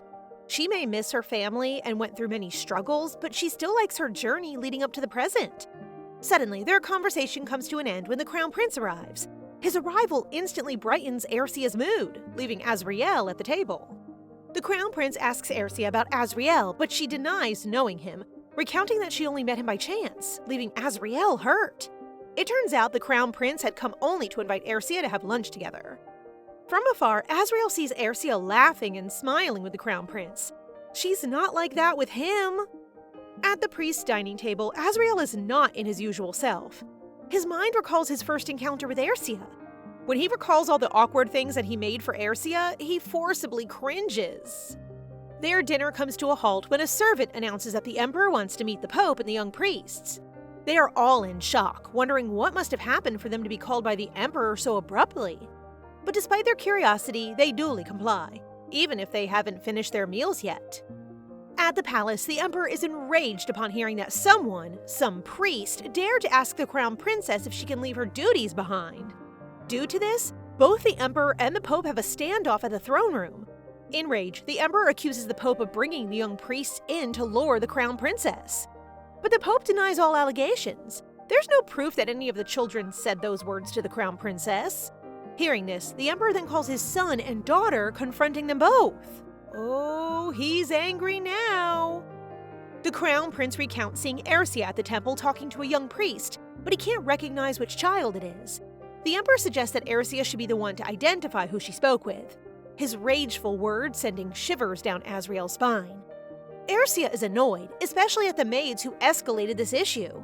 Before she identifies anyone, she's curious as to what the Emperor plans to do with the culprit. Ruthless as ever, the Emperor states that a punishment will be in order, tearing out the culprit's mouth. Hearing all this, Azriel becomes even more dreadful. He regrets coming to the palace and meeting Ercia in the first place. Finally, Ercia opens her mouth to speak, not to point out the culprit, but to admit something else. Ercia admits to meeting a child from the temple, but she denies having a conversation with that child. Her white lie shocks everyone. Azriel, the maids, even the Emperor. But if Ercia herself says it, then the Emperor won't argue. Instead, he turns his attention to the maids, ordering their removal for feeding him false information. The Emperor then turns to the Pope, trying to brush off the incident lightly. Almost a misunderstanding, he says. The Pope nervously smiles, and he excuses himself and the children from the throne room. The Crown Prince and Princess do likewise, but the Emperor stops them. In lieu of everything, the Emperor announces that Ercia isn't allowed to leave the palace, and she's not allowed to join the Pesentria Duchy vacation. He says this all under the pretense of concern. She has no maids after all, but everyone knows better. Azriel finds it unfair that she's suffering just because she covered for him. He's about to set the record straight when suddenly Ercia speaks up, accepting the Emperor's wishes without objections. You didn't have to go beyond that, petty Emperor! Outside the throne room, the Crown Prince shows sympathy for a disheartened Ercia. He promises to help her in any way he can, but for now, she should go and rest. As Ercia heads back to her quarters, Azriel runs to her direction. He wants to apologize for everything, but he stops in his tracks when he notices her weeping. That was enough for Azriel's heart to drop. From that moment and onwards, Azriel sought strength and power. Oh, we're back to the present time. Even now in the present, as a full-grown adult, Azriel still keeps that memory with him. He worked hard all those years, even becoming the Pope, just to reach Ercia. Lady Sylvia peeks at Ercia's room after all the revelations she witnessed. She looks at Ercia's brother waiting outside with cold eyes. It's already been 3 days since that happened. Her brother heard the news that Ercia's prophecy wasn't changed, and it was the Pope's doing. He enters her room, trying to have a proper conversation with her. He wants to know what Ercia is thinking up until now. Protective as he is, he wants to slay everyone behind the false prophecy. Ercia stops her brother, and she mourns for her sad fate. She had vowed not to give her heart again, but look at her now. She made the same mistake again. Her brother offers her words of comfort, following the longings of the heart that can never be wrong. No matter what happens, she'll always be the princess of the Pesentria family. She'll always be his only sister. She belongs to their family, and nobody can ever tell them otherwise. Later, Lady Sylvia and Ercia's brother eat in a depressed ambiance. But unexpectedly, someone wants to join them. It's Ercia. Seeing her up and about makes them both happy, and they immediately make a fuss. Before Ersia can take a seat, her brother tells her of a gift that's waiting for her in the reception room. Heading to the room, she finds Asha. Isn't Asha supposed to be with Lurhtella? Asha tells her that her brother decided to bring him back after finding out that the Oracle was being manipulated. He wasn't needed at the Marquis's house and was immediately called back. Now that Asha is back, he's determined to keep a close eye on Ersia, protecting her with his life. Cute. He acts like a cute little dog wagging his tail towards its owner. Admittedly, Ersia thought that Asha was exaggerating, but it turns out he's completely serious. He guards her 24/7. Day and night, Asha trails behind her, whether it's in the estate, the bathroom, or even outside. Asha continues to follow her around. Ersia then realizes that all of them, her brother, Lady Sylvia, and Asha, are going overboard. Out of the estate, Ersia takes shelter under a tree in the clearing, with Asha behind her, albeit from a distance. For the first time in a while, she finally breathes fresh air. Everyone might be too extra, but it doesn't feel too bad being taken care of. At least she feels valued. But her peace would soon be interrupted when the Pope appears from behind her in an attempt to explain his feelings to her. Asha blocks the Pope from getting any closer, but when Ersia allows it, Asha immediately complies, offering to wait in the carriage as the two talk. Left alone, Ersia starts the conversation with her being honest to the Pope, to Azriel. In a way, what he did wasn't betrayal or deception. After all, they were using each other for personal gain. Azriel never had any intention of using Ersia, but even if he tried to tell her, she still wouldn't listen. Ersia decides to use this opportunity to use him too. She may be the Lady of the Oracle, but that doesn't mean she can go back to the Crown Prince so easily and act like things remain the same. But she also can't give up her years of hard work. She doesn't want the Empire to fall into ruin after all. Listening to her, Azriel agrees to let her use him for as long as she wants. He will participate in the trial that will happen 3 days after the founding festival, 15 days from now, for both their sake. With nothing more to say, Ersia agrees and the two part ways shortly. Later that day, Ersia arrives at a weapon shop, ordering Asha to wait outside while she does business inside. The shop itself may be a weapon shop, but Ersia knows it's just a disguise. From what she recalls, the Empress's condition worsened until her death, meaning whatever was used on her would give the person a slow death, developing over time. Drugs, more likely. The same drugs would be at this weapon shop, no doubt. Ersia approaches the reception and she orders stocks and stocks of weapons. When she puts down a bag of riches, he immediately gets to work, heading to the back to collect the items. Left alone, she rummages through the shop's records, looking for any evidence. She comes across a name, Don Pavel, and it immediately rings a bell. Pavel is short for Pavelose, the Emperor's advisor. Like clockwork, Pavelose enters the shop, a menacing look on his face. Later that night, Pavelose reports his accidental meeting with Ersia. Seeing how she fled at the sight of him, Pavelose assumes she knows the truth about the Empress's death. Hearing this, the Emperor becomes enraged. They'll have to get rid of Ersia then. At the temple, a hooded man reports Ersia's movements to the Pope, Azriel. He reports of Ersia visiting a weapon shop, but it was the guest whom she encountered who seemed suspicious. Although the temple doesn't know it yet, the suspicious guest is none other than Pavelose. In her office, Ersia guesses Pavelose is working under the Emperor's orders. She tries to figure out what the motive the Emperor could have to kill his Empress. She needed to get to the bottom of this, and luckily, she brought back the shop's records. It would be useful evidence at the trial. A knock at the door is heard, and a maid enters, delivering a letter from Lady Lurhtella. Inside the envelope is a ring that Lady Lurhtella wore, the one the Crown Prince originally gave to Ersia. In her letter, Lurhtella expresses her desire to talk with Ersia about matters relating to the temple. How odd for Lurhtella to make such a request. Ersia turns to Asha, inquiring of Lurhtella's behavior the last time she was there. It turns out Lurhtella has become distant, and the Crown Prince ordered her not to leave the premises of the palace. Standing up, she immediately orders for a carriage bound for the palace. At the palace, the Emperor and the Crown Prince talk about Lady Lurhtella. Apparently, the Crown Prince has sent her back to the Marquis. Hearing this, the Emperor shares his sentiments. All of those ladies of the Oracle, it would be better to get rid of them once and for all. It won't matter anymore, ever since the temple made a mistake and played against the royalty. The temple made a huge mistake by playing against the royalty. Should Ersia side with the temple, he plans on killing her too. How cruel! The Crown Prince begins to object. If people found out they were killing off ladies of the Oracle, they'd be outraged. But the Emperor could barely care.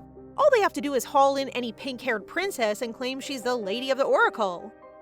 As for Ersia, the Crown Prince tries to defend her, working on getting her back, but he can't win against the Emperor. In fact, it's too late, he says. As if on cue, a servant barges into the throne room with grave news. A fire broke out and a carriage was caught in the flames. Among its passengers was Princess Ersia Pesentria. At the scene, Ersia watches as assassins attack Asha and her brother, the flames engulfing them all. Ersia recalls the events leading up to the ambush. As they headed to the palace, their carriage had hit a stone, causing them to halt. Suddenly, a dagger was thrown in Asha's direction, and Asha immediately closes the carriage door, beckoning her not to come out. It's an ambush! As Asha begins to slay the assassins, the rest flee to safety. Ersia then comes out, reminding Asha not to kill them. Apparently, Ersia had anticipated all of this. Before their departure, Ersia had instructed her brother to come after her should she be late to the palace. She knows fully well that the Emperor would try to exterminate her, and should his assassins fail him, he'd send Pavlose after Ersia to get the job done. To catch Pavlose, Ersia needed to be the bait for the first round of assassins. You got this, Ersia! Upon the first ambush, Ersia realizes just how intent the Emperor is on trying to kill her. Asha and Ersia then bide their time in the forest, waiting for Pavlose to come. Finally, Pavlose arrives, bringing with him an entire troop of assassins. But unbeknownst to them, the knights had already come for Ersia. The battle is gruesome, but the knights end up capturing Pavlose and his assassins. As the knights tie them up, they soon begin to let down their guard. Little do they know that Pavlose has another trump card: bombs. He blows a bomb to set himself loose, and he begins throwing them at the knights too, stirring everyone into harm and commotion. Suddenly, Pavlose manages to catch sight of Ersia, and he throws a bomb straight in her direction. Ersia is unable to dodge, but unexpectedly, Azrael shields Ersia with his own body. Ersia's brother tries to save Ersia from the flames that engulf her, but his knights stop him. It's too dangerous, they say. Unable to do anything, her brother orders everyone to bring sand and water to put out the fire immediately. But suddenly, the Crown Prince arrives at the scene looking for Ersia. Her brother points toward the fire where Ersia was last seen, but he's infuriated by something. How could the Crown Prince arrive at the scene so quickly? It's almost as if he knew this would happen. He then accuses the Crown Prince of being incompetent for not being able to prevent a happening such as this. Deep within the forest fire, Azrael uses his holy power to protect himself and Ersia from the flames. He tells her that the royal family found out that she's a Lady of the Oracle, and he was sure they'd do something. He just didn't expect them to be so extreme. The fire burns hotter, and Azrael's holy power can only go so far. They have to get out quickly. He urges Ersia to hang on tight so they can escape together. When she does, she instantly feels the injuries to his back, causing her to worry. Oh, flashback time. Ersia recalls a conversation she once had with Azrael. From the start, she had always been curious why he chose her as his bride, aside from the obvious beauty and brains, of course. To her astonishment, Azrael replied that she saved him once, and from then on, she became his ultimate goal. Back to the present, Azrael and Ersia manage to get out of the fire, but only barely. Everyone rushes to their side, but Ersia faints before they can help her. Ersia wakes up in her room, disoriented, and sees her brother sitting beside her. The first thing she does is look for Azrael, but her brother tells her that he hasn't woken up since the fire. With worried eyes, she darts out of her room, intent on finding Azrael. Ersia heads to Azrael's room and finds two priests guarding the door. She asks to stay by his side, and they grant her permission to enter. Just like the priest said, she finds Azrael with scars all over his body. The priests did all they could using their holy power, but to no avail. She sits beside him, crying as she remembers a memory she shared with him. As if sensing her presence, Azrael slowly wakes up, seeing Ersia in tears. She immediately tells him to tell her everything. Seeing her in a fit of tears, Azrael sits up, enveloping her in a tight hug. The two stay cuddled against each other, and when their eyes meet, they share a passionate kiss under the dim room lights. It's about time you guys kissed! After that, Azrael tells Ersia everything, starting from when they first met as children all the way to the present. When he became the Pope, he lied that the prophecy changed, but this was in the hopes of setting her free from the palace and becoming happy. He never thought it would hurt her in more ways than one. You thought wrong. He wanted to admit it sooner, but the thought that she'd hate him because of it was too much to bear. Sincerely, Azriel apologizes for everything he did, except for kissing her earlier. Ercia takes in all his revelations, and upon his last statement, she retorts that she sort of likes it. She then turns her attention to his condition, worried about his injuries. When she offers to call the priest, he stops her and holds her hand, asking her to stay with him. Ercia's brother, Sylvia, and Asha march straight into the dining hall where Ercia and Azriel are eating. They have been worried sick since she disappeared in the middle of the night. Their conversation is interrupted when Azriel invites them to join their meal, but their mood immediately changes as they stare daggers at him.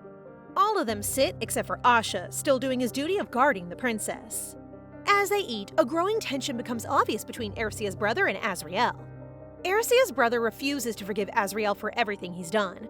Just because he saved her life, it won't absolve him of his other sins, like lying about the oracle and making Ercia's life difficult. Ercia appreciates her brother's concern, but given that they're in the temple, maybe he can tone it down a bit. She then realizes it's not just her brother glaring at Azriel, it's Asha and Sylvia too. The standoff continues and Ercia grows more uncomfortable by the minute. She might even get indigestion because of them. A brother and his sister's lover? Yikes, it's always gonna be heated, Ercia, trust me. Suddenly, a knight barges into the dining hall and delivers news to Ercia's brother. Something has happened at the palace. At the palace, the crown prince sulks in his study, infuriated by not being able to save Ercia yet again. He suddenly begins to think that he could achieve more if he ascends the throne. The crown prince barges into the throne room, only to be met with a familiar face, the Duchess. What is she doing visiting the palace at such a time? This is getting interesting. The crown prince is surprised at the appearance of Duchess Igni Fezenter at the imperial palace.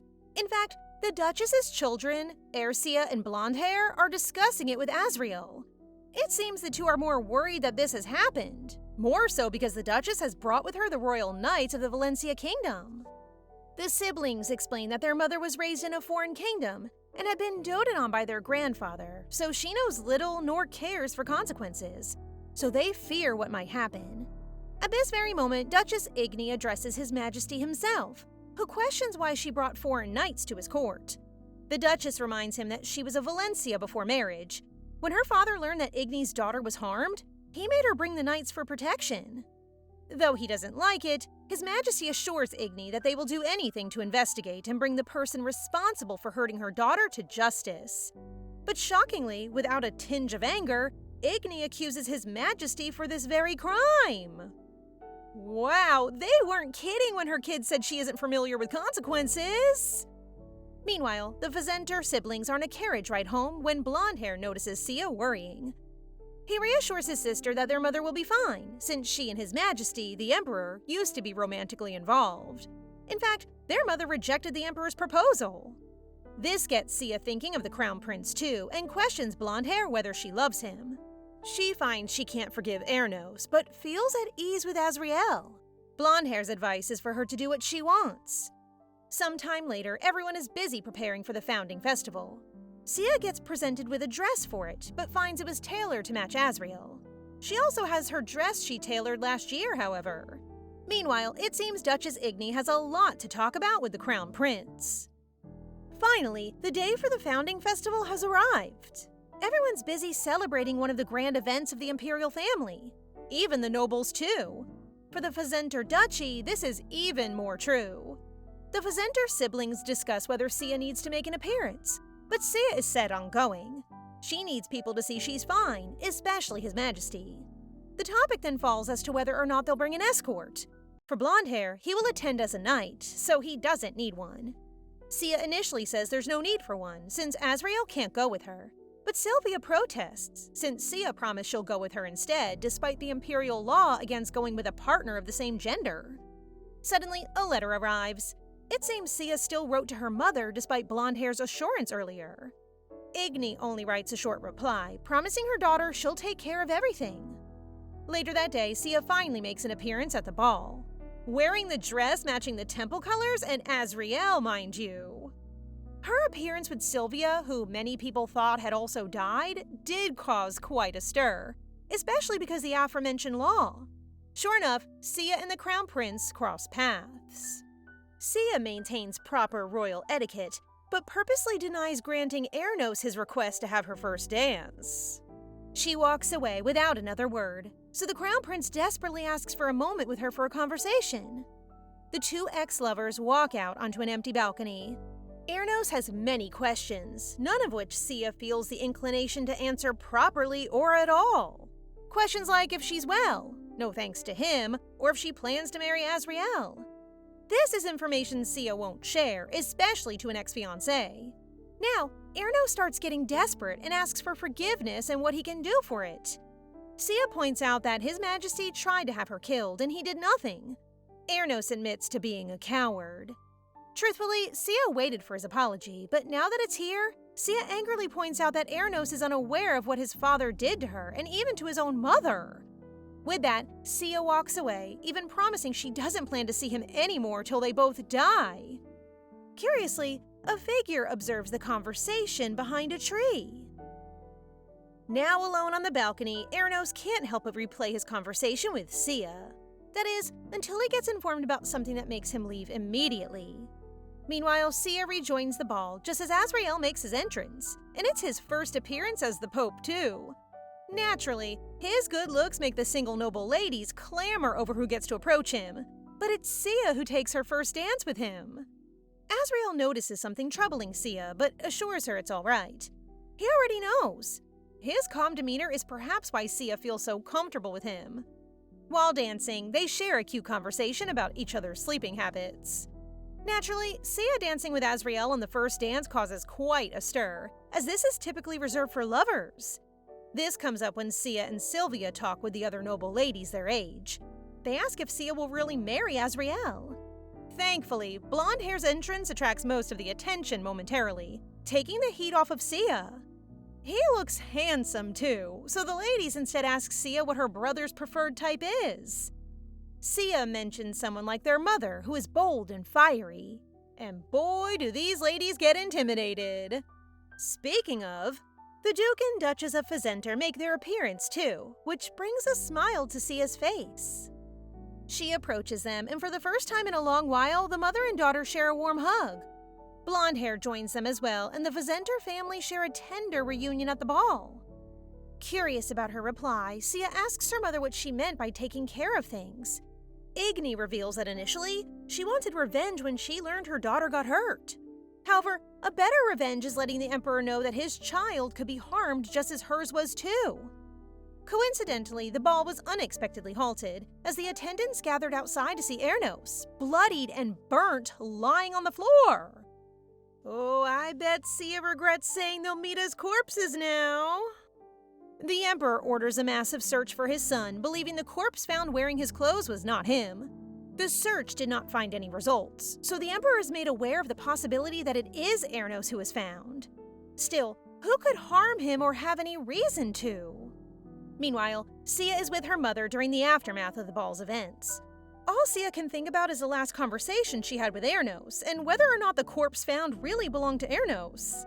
Igni asks her daughter to calm down and sit, so Sia turns her attention towards her.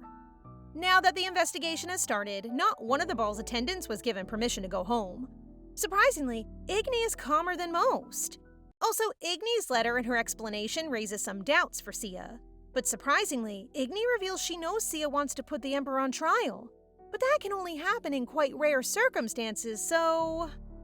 Coincidentally, the Emperor's men burst in through the door, declaring the arrest of Duchess Igni Pesentria as a suspect for the murder of the Crown Prince Ernos. The Valencia Knights guard her immediately, but Igni calmly asks for evidence.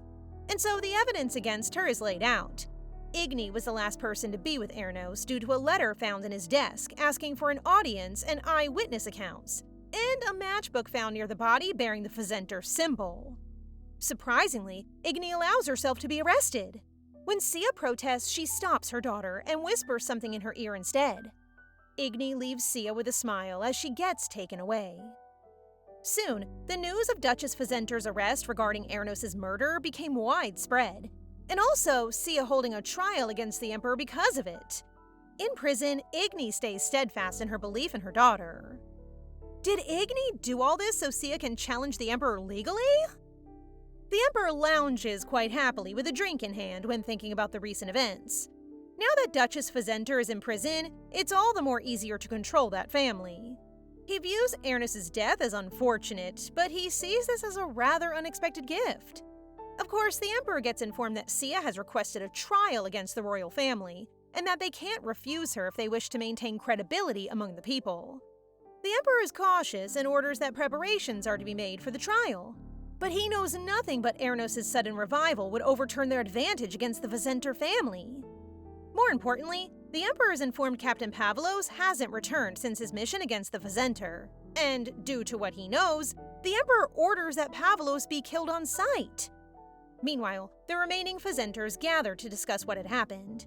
Sia confirms through her father that Igni did indeed plan to take out Ernos so Sia could get a chance to take the Emperor to court. Her father does a good job of assuring her to push through, so Sia is determined to settle this in a trial. She does ask her brother for help, though, as it is revealed that they have kept Pavlos alive, but imprisoned. Sia manages to convince him to testify that the Emperor is responsible for the Empress's death by stating something that, for now, stays unrevealed. Infiltrating Pavlos as a witness proves difficult, however, when guards are placed everywhere around the palace. A sudden commotion alerts them to Sia and her group's position, but just in time, Azrael arrives to save her. With no moment to lose, Azrael promises to cause a distraction so Sia and the others could sneak past the guards. Azrael does a pretty convincing job of diverting the guards' attention, and as the Pope, they didn't aggressively press him for leaving his quarters. Because of Azrael, Sia and the others make it to the palace safely. While inside, Azrael asks who Pavlos is, and Sia reveals he's an important witness. As for the trial, Azrael knows it's something Sia wants and needs to win, but he reminds her he can only be fair as the Pope and acting judge. Sia wouldn't have it any other way, as it's apparent she's confident she won't lose. As Sia departs for the trial, Azrael gets a solemn look on his face, saying to himself he can see the end. Meanwhile, there's a murmur at the trial because Sia is late. This only makes the Emperor more smug and confident. But after Sia arrives, she proclaims that it's a trial for Ernos's murder. But there's something that needs to be revealed first. Approved by Azrael through God due to the honesty of her words, Sia reveals Pavlos as her witness. Pavlos explains that he was an aide to the Emperor, but his actual job was to acquire a narcotic called Flore, which was used by the Emperor to slowly poison the late Empress. Naturally, the Emperor is frantically calling for Azrael to revert the matter to Ernos's murder. But the catch? Sia reveals Ernos was silenced by the Emperor because he was starting to figure out his mother's demise. What's even more crazy is that when the courtroom doors open once more as a dark-haired man walks through, Sia thinks back to the night her mother was arrested. Igni had revealed to her that Ernos didn't die at all. A few days ago, during the fateful meeting of Ernos and Duchess Igni, he proclaimed he loved Sia. However, Igni brought up Ernos's mother, and right then and there revealed evidence that his father had acquired and administered a drug to poison the late Empress. Of course, Ernos didn't believe it at first, but Igni reveals that Sia got the evidence while investigating, and that the attempt on her life was because she dug too close to the truth. The perpetrator for both those crimes is none other than the Emperor. If Ernos truly loves Sia, he has to show it through actions. And so, now at the trial, Ernos is revealed to be alive, and is sharing information pinning his father for the crime of murdering his wife. Ernos reveals to the court that while he was investigating the circumstances of his mother's death, he encountered Pavlos, and knowing Ernos will piece it all together, the Emperor had ordered his son to be killed. An explosion of outrage is the only thing the Emperor could do. What's more, Azrael formally absolves Duchess Igni of the supposed crime of murdering Ernos, since he is alive and is able to say she wasn't the one to do it. But based on the evidence presented by Sia and Ernos, a new case opens, with the Emperor being the suspect for the late Empress's death. It's opened by none other than Ernos. As for the Emperor's tantrum, Azrael warns him not to supersede him, the judge's authority in determining the truth. He had him taken away, and while the trial is ongoing, the Emperor is temporarily stripped of his title and authority. Afterwards, the Emperor couldn't help but be angry at how the trial turned out, and neither he nor his advisor could think of an option other than to plead guilty and hope for a lighter sentence. Suddenly, Ernos enters the room to see his father. Meanwhile, the Pesenters are finally reunited with Igni out of prison. Sia can't help but say her mother's plan was risky. However, the question of whether Ernos is trustworthy or not is still being asked, as they know he was a puppet played perfectly by his father. Speaking of, Ernos reminds his father that this trial is something he can't beat, and so urges him to go and leave. Apparently, it's his last mercy to him as a son. Oh, Ernos, don't do that! Let him go on trial and stand for his crimes! Sure enough, the Pesenters get the news that the Emperor somehow escaped. An eyewitness has stated that he was spotted leaving with the Crown Prince heading east. They know there is a royal villa in that direction, so the Pesenters know where they will go. Naturally, Sia is again overthinking how she let her guard down. But as she did before, Igni reminds her daughter to stay calm. This makes Sia think this is part of her mother's plan too, but Igni admits that it isn't. Despite her preparations, one can never truly account for human emotions.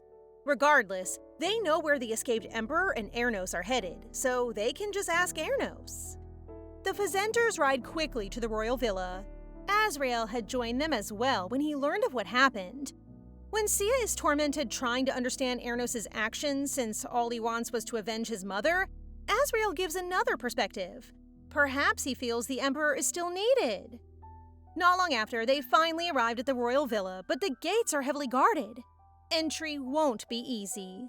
Inside, Ernos pours a glass of wine for himself and for his father, who continually reprimands him for following the Pesenters. Ernos calmly states he shouldn't provoke him. The entire reason Ernos did this was to ask his father why he killed his mother, but the Emperor gives him a messed up answer. Why wouldn't he? He took her life on a whim. Ernos calmly takes the glasses, hands one to his father, and sips on the other one. He proclaims his father has managed to take the two people in his life that he loved. An overconfident Emperor tells him he can give Ernos a new wife, even a new mother. Ernos stays quiet, watching his father drink the wine. Meanwhile, Sia's brother and Azrael handle the attackers to allow Sia and Igni to enter the villa. Inside, the Emperor suddenly chokes and spits blood. Ernos has poisoned the wine. He mocks his father's overconfidence, while the Emperor threatens he can't inherit the throne without him. Ernos' expression is solemn. He didn't expect to inherit the throne. When Sia and Igni enter the room Ernos and the Emperor were in, a shocking sight lay before them. What happened to Ernos? Moments before Sia and Igni entered the room, the Emperor figured out he was poisoned by Ernos. Ernos himself spit out the wine he pretended to drink earlier. The same scene as before plays out, as the Emperor eventually crawls under the coffee table and dies in disgrace. This is the scene that Sia and Igni saw. Sia instinctively reaches out to Ernos, but Igni has gone to comfort the boy. Soon, Azrael and Sia's brother enter the room, and despite no one willing to do so, Azrael approaches the late Emperor's corpse and closes his eyes. He did not know any prayers for a disgraced person who died an equally gruesome death, so instead, he prayed for Ernos for the dead's sake. Poor Ernos started crying. It's a guilt he'll carry for the rest of his life. Soon afterwards, the matter of the Emperor's death was kept under wraps through Azrael's efforts. The investigation was hindered, but the inheritance, not so much. Everyone assumes Ernos will ascend the throne. Regarding that, Sia meets with him as a representative of her family. She presents the information given by the late Empress to be used for the late Emperor's trial, saying Ernos can do what he wished with it. She does also promise to keep the truth about how the Emperor perished, but not if Ernos stepped out of line. Ernos thanks her, which surprised Sia. Actually, Ernos' plan is to hand over the throne to the second prince, Alfredo, once the founding festival concludes. He'll need the second nobility in rebuilding it first, but he declares the tradition of the throne passing through murder ends with him. Sia contemplates what Ernos said later on, knowing he was serious. Suddenly, Sia gets a letter from a supposed sky blue-haired man, asking her company for a walk. It's revealed to be Azrael, who surprisingly has sky blue hair now. Apparently, Azrael has prepared a method to change their hair color, and he changed Sia's to a long blonde-colored style, reminiscent of the common Pesenter physical attributes. They joke around for a bit, noting if they would have met if Sia looked the same with her family. Azrael says they will, and he still would have fallen in love, because it's not Sia's hair that made him fall for her. Anyway, with their disguises, Azrael suggests they go out to the town to take part and experience the festival. Sia is hesitant at first, but eventually agrees. At first, it seems Azrael's disguises are working, but really, they're not. Unfortunately, everyone recognizes the Pope and Lady Pesentria. They just keep their distance and respect them. Azrael's oblivious to this, so Sia plays along with him despite noticing it immediately. And so, the two enjoy the festival together, even holding hands as they, for once, experience the peace after a rather chaotic chain of events. Somehow, the two ended up watching a puppet show where a man and a woman lived their happy ever after some drama. The show garnered different opinions from the crowd, particularly about how the man was greedy and went about showing his love the wrong way. This hits Azrael and made him think back to when he and Sia were kids, and he asked what she would do if there's another way she wouldn't become a crown princess. Sia always said she was fine, but she was crying afterwards. Yes, it seems that Azrael was greedy with her. He knew she was the one when he first saw her. Wait, the one for what? Sia, sensing Azrael went silent, expressed her opinion about the play. Love isn't always pure. Sometimes it starts as greed and then turns to love. It's removing all the impurities that makes it love. Her words bolster Azrael's mood and make his determination set. As they walk away from the show, Azrael expresses his intention to announce Sia as the child of a prophecy. What prophecy are you talking about? If Azrael plans to announce her as the genuine daughter of prophecy, Sia knows he'll intentionally discredit the temple for already assigning it, and they'll certainly open to public outrage. The Emperor took the lives of his subjects to eliminate the prophesied Blessed One. Why is Azrael taking on this burden all alone? Is it because of Sia? If so, she asks him to stop. But really, Azrael says he's doing it for him too. Days pass and the entire population is in an uproar about the announcement of the Blessed One, despite the one the temple introduced. Azrael is at Lurhtella's house, where he's treating a bedridden young child. Amidst the protests, Lurhtella knows she isn't welcome anymore as the once revered child of prophecy, now that the real one has been revealed. Suddenly, a maid appears before Azrael and Lurhtella, who reveals that Sia has sent the maid to help her pack her things and travel away from this place with comfort and safety.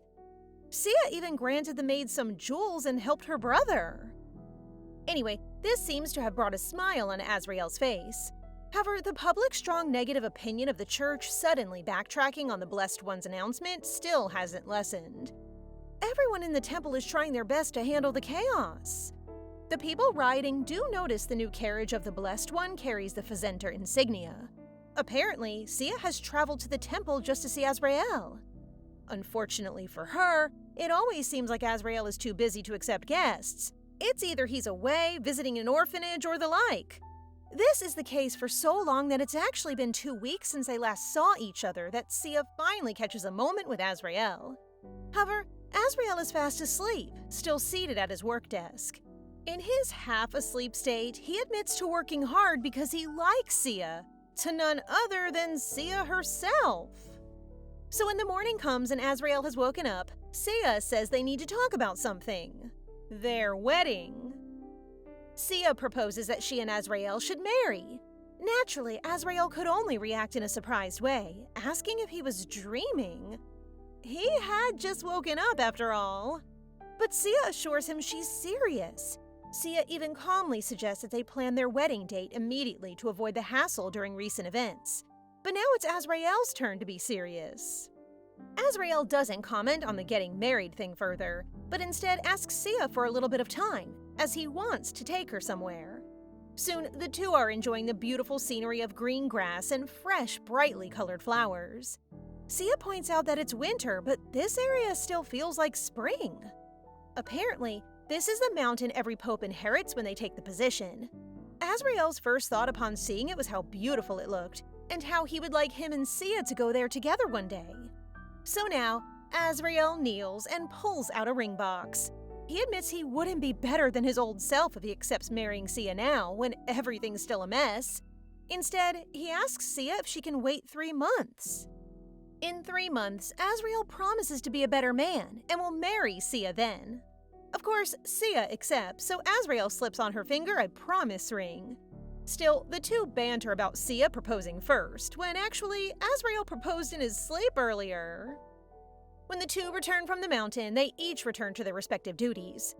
The Duke and Duchess Pesentria, having no more reason to stay at the capital, made preparations to go home, although their children would stay to help with the aftermath of the founding festival. Speaking of, Alfredo, the second prince, inherited the throne afterwards, and he proved to be a capable leader despite his age, because of his experiences from the war. Azrael also had been hard at work to restore the temple's reputation by helping the townsfolk, and in 3 months, the temple's reputation became favorable in the eyes of many. As for Sia, she often finds herself missing Azrael, but coincidentally, he always shows up when she needs him the most. Sometimes they'll have tea, other times they'll work on their tasks together. That bond only strengthened as after 3 months, amongst their friends and family, Azrael and Sia made good on their promise and sealed their fate as husband and wife in holy matrimony. A kiss is shared by the two, Sia and Azrael, as their ceremony concludes.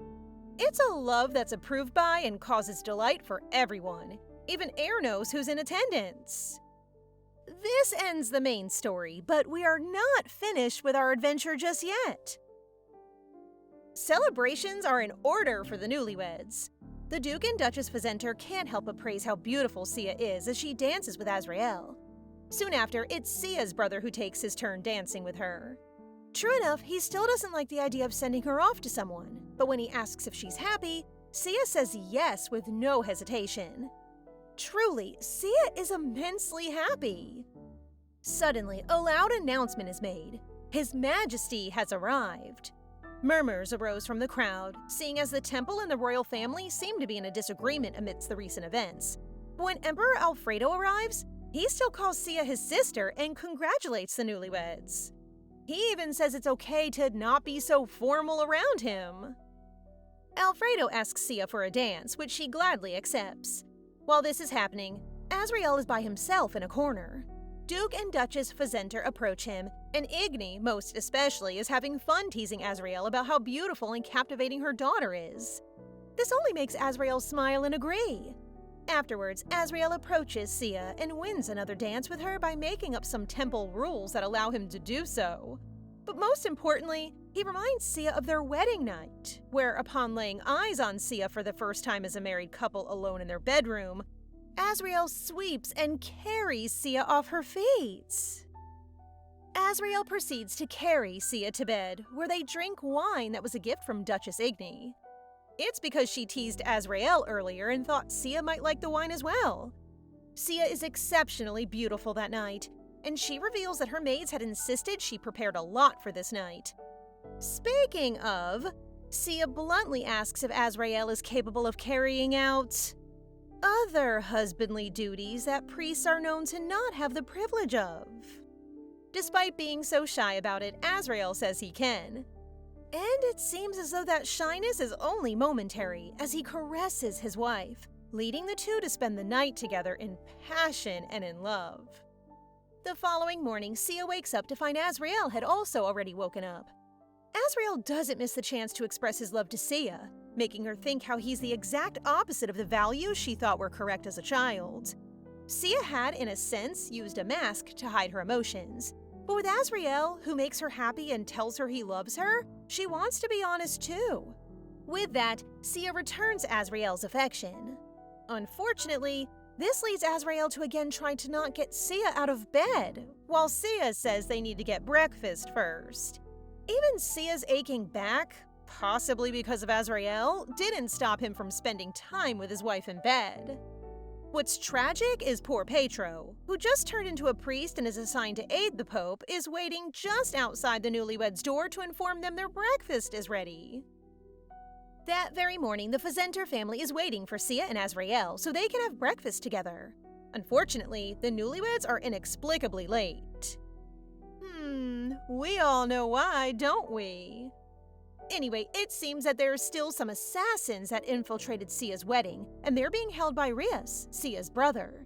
It seems that they're sent by the dwindling faction that supported the old emperor. But when the news spreads that the current emperor has a good relationship with Sia, that faction should disappear soon enough. As for the assassins, Igni asks her son to dispose of them outright. After some time, Sia and Azrael do make their way to the dining table. And though they've been waiting a lot, Igni lies to them that they've just arrived. During their meal, Sia is surprised that Azrael and Igni were having a friendly conversation.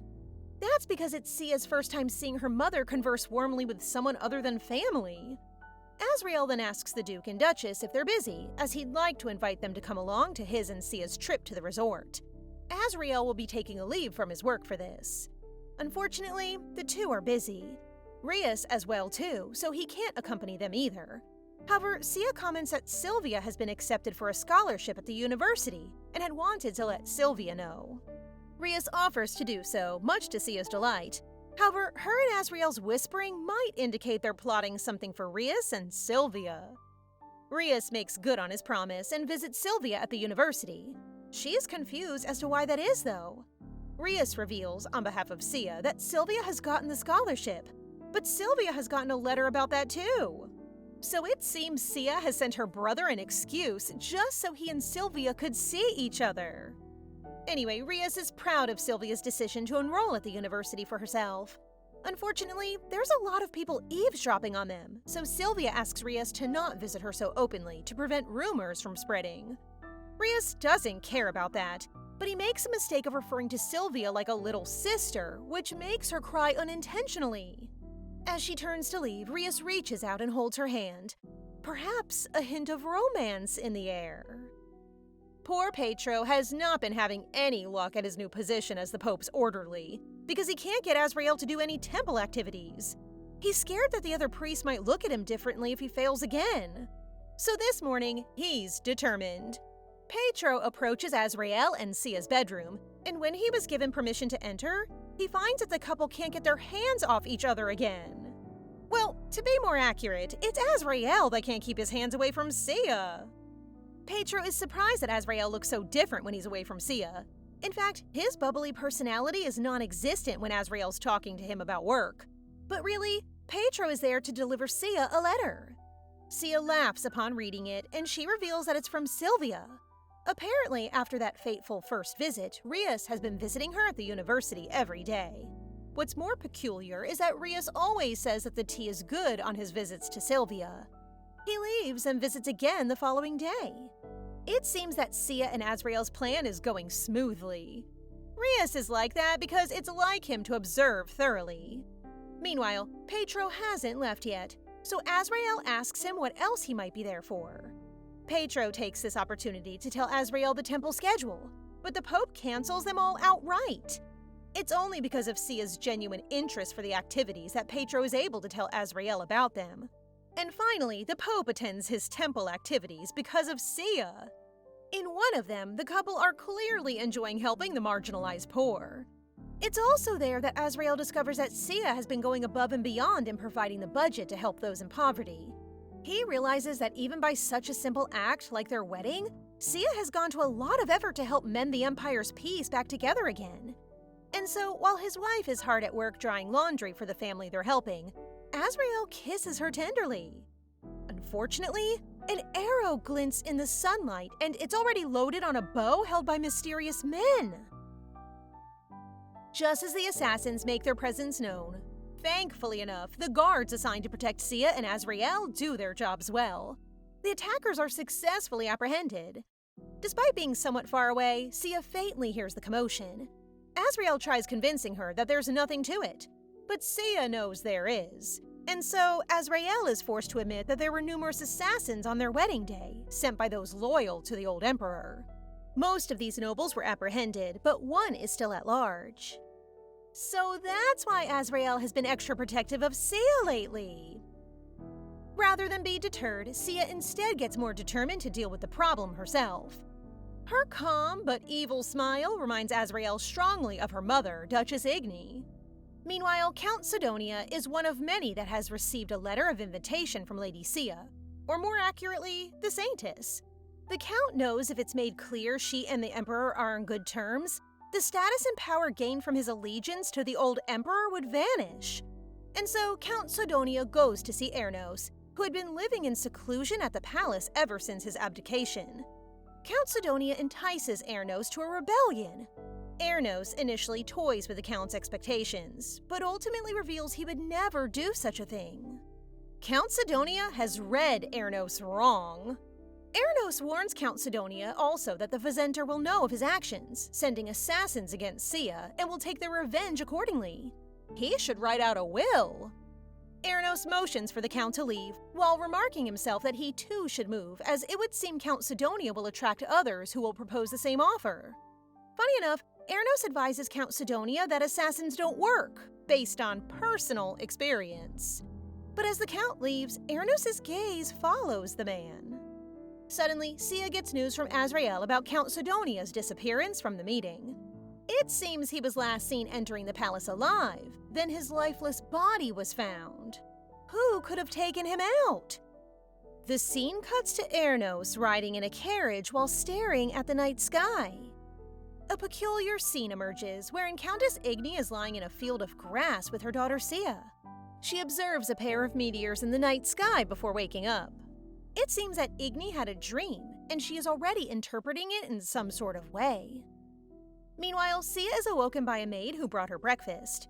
It seems that Azrael has work that required his early presence, so that's why he's not there.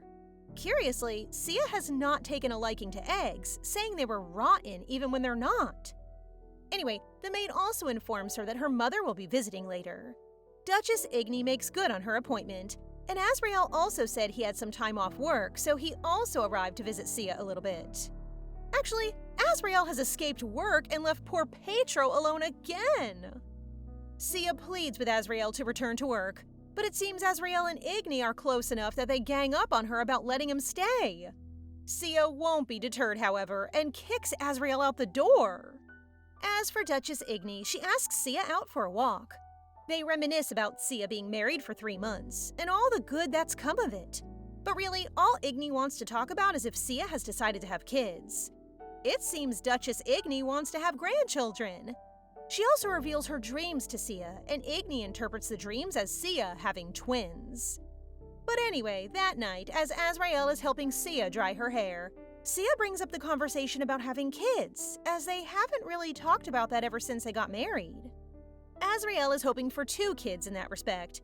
Sia is, admittedly, a little bit scared. It's all because she doesn't want her child to experience what she did as a child, separated from her loved ones at such an early age. Azrael does a good job of comforting Sia, promising that their family would never be like that. They'll always be there for them. He tenderly hugs Sia, and an intimate, loving moment is shared by the couple. However, a nauseous, dizzy feeling overwhelms Sia. She collapses, and something unexpected happens next. Oh, could it be? The following morning, when the doctor examined Sia, she and Azrael got the most wonderful news that made the couple hug each other tenderly. Sia is pregnant! This joyous news did not stay hidden for long, as the Duke and Duchess Pesentria arrived as soon as they could when they heard that Sia was pregnant. Igni gives her daughter such a warm hug, so much so that her husband had to remind her not to startle the baby in Sia. As for her health, Sia confidently says she's fine, but actually, Azrael has been keeping tabs on her actual condition so that he could relay them properly. He also hasn't left since that morning by Sia's side. What's more, Igni promises Sia that she doesn't need to worry anymore, because she'll be staying with her and helping her during her pregnancy. Sia isn't welcome to the idea of inconveniencing her mother, but again, Azrael and Igni's surprising but welcome closeness wins the day, as Azrael promises Igni can stay, and he even shows her to her room. This makes Sia remark that it's Azrael and her mother that actually sound like a couple right now. Afterwards, Rias and Sylvia also arrived to visit the now bedridden Sia. Curiously, the two acted exactly like the Duke and Duchess Pesentria earlier. But this time, it's Rias who hugged his sister immensely, and Sylvia reminded him not to disturb the baby. All the worrying aside, Rias is truly happy that he'll be an uncle now. But when he and Sylvia were talking back and forth, Sia notices something adorable about the two of them. And so, Sia bluntly asks when Rias and Sylvia started dating. The redness of the new couple's faces make it very evident that they're in a romantic relationship. It seems that during one of Rias's visits to Sylvia at the university, Sylvia finally remarked on his preference for tea. Rias said, as casual as can be, that it's actually Sylvia that he liked. A flustered Sylvia said she doesn't know Rias well, so he asked her out on a date the following day. So begins their relationship. But Sia wonders how her brother, who did nothing more but drink tea at the university, finally worked up the courage to ask Sylvia out. A shy Rias admits that Azrael had helped him a lot, with dating advice and such. How come Azrael has all this time on his hands? Anyway, when Rias and Sylvia leave, Sia finally has time to relax. It's even more relaxing when Azrael arrives and brings her some food. They spend all day in bed together, and somewhere along that time, Azrael remarks about his disbelief that he actually ended up with Sia and that she loves him back. Well, Sia jokingly teases Azrael that it's because he tried to kidnap her. But really, Sia is so glad she met Azrael, and they again embrace each other with love. Curiously, a tiny movement from Sia's belly tells them their baby wants to join in too. A lot of time has passed since then. We next see Sia comforting her son, an energetic pink-haired boy who scraped his knee running in a beautiful field with grass and flowers. At the same time, Azrael approaches them with their baby girl in his hands. The series ends with Sia and Azrael having a family picnic with their children. A loving family that has kept their promise of being there for their kids. This chapter is a repeat of the previous one, so that means the price of breaking up has finally concluded. It's been a rough ride, hasn't it? From heartbreaks, conspiracies, and finally love to newfound beginnings? Sia's journey of gaining her loved ones makes us want to hug ours tightly even more. We hope you have enjoyed taking this journey with us. See you on the next one!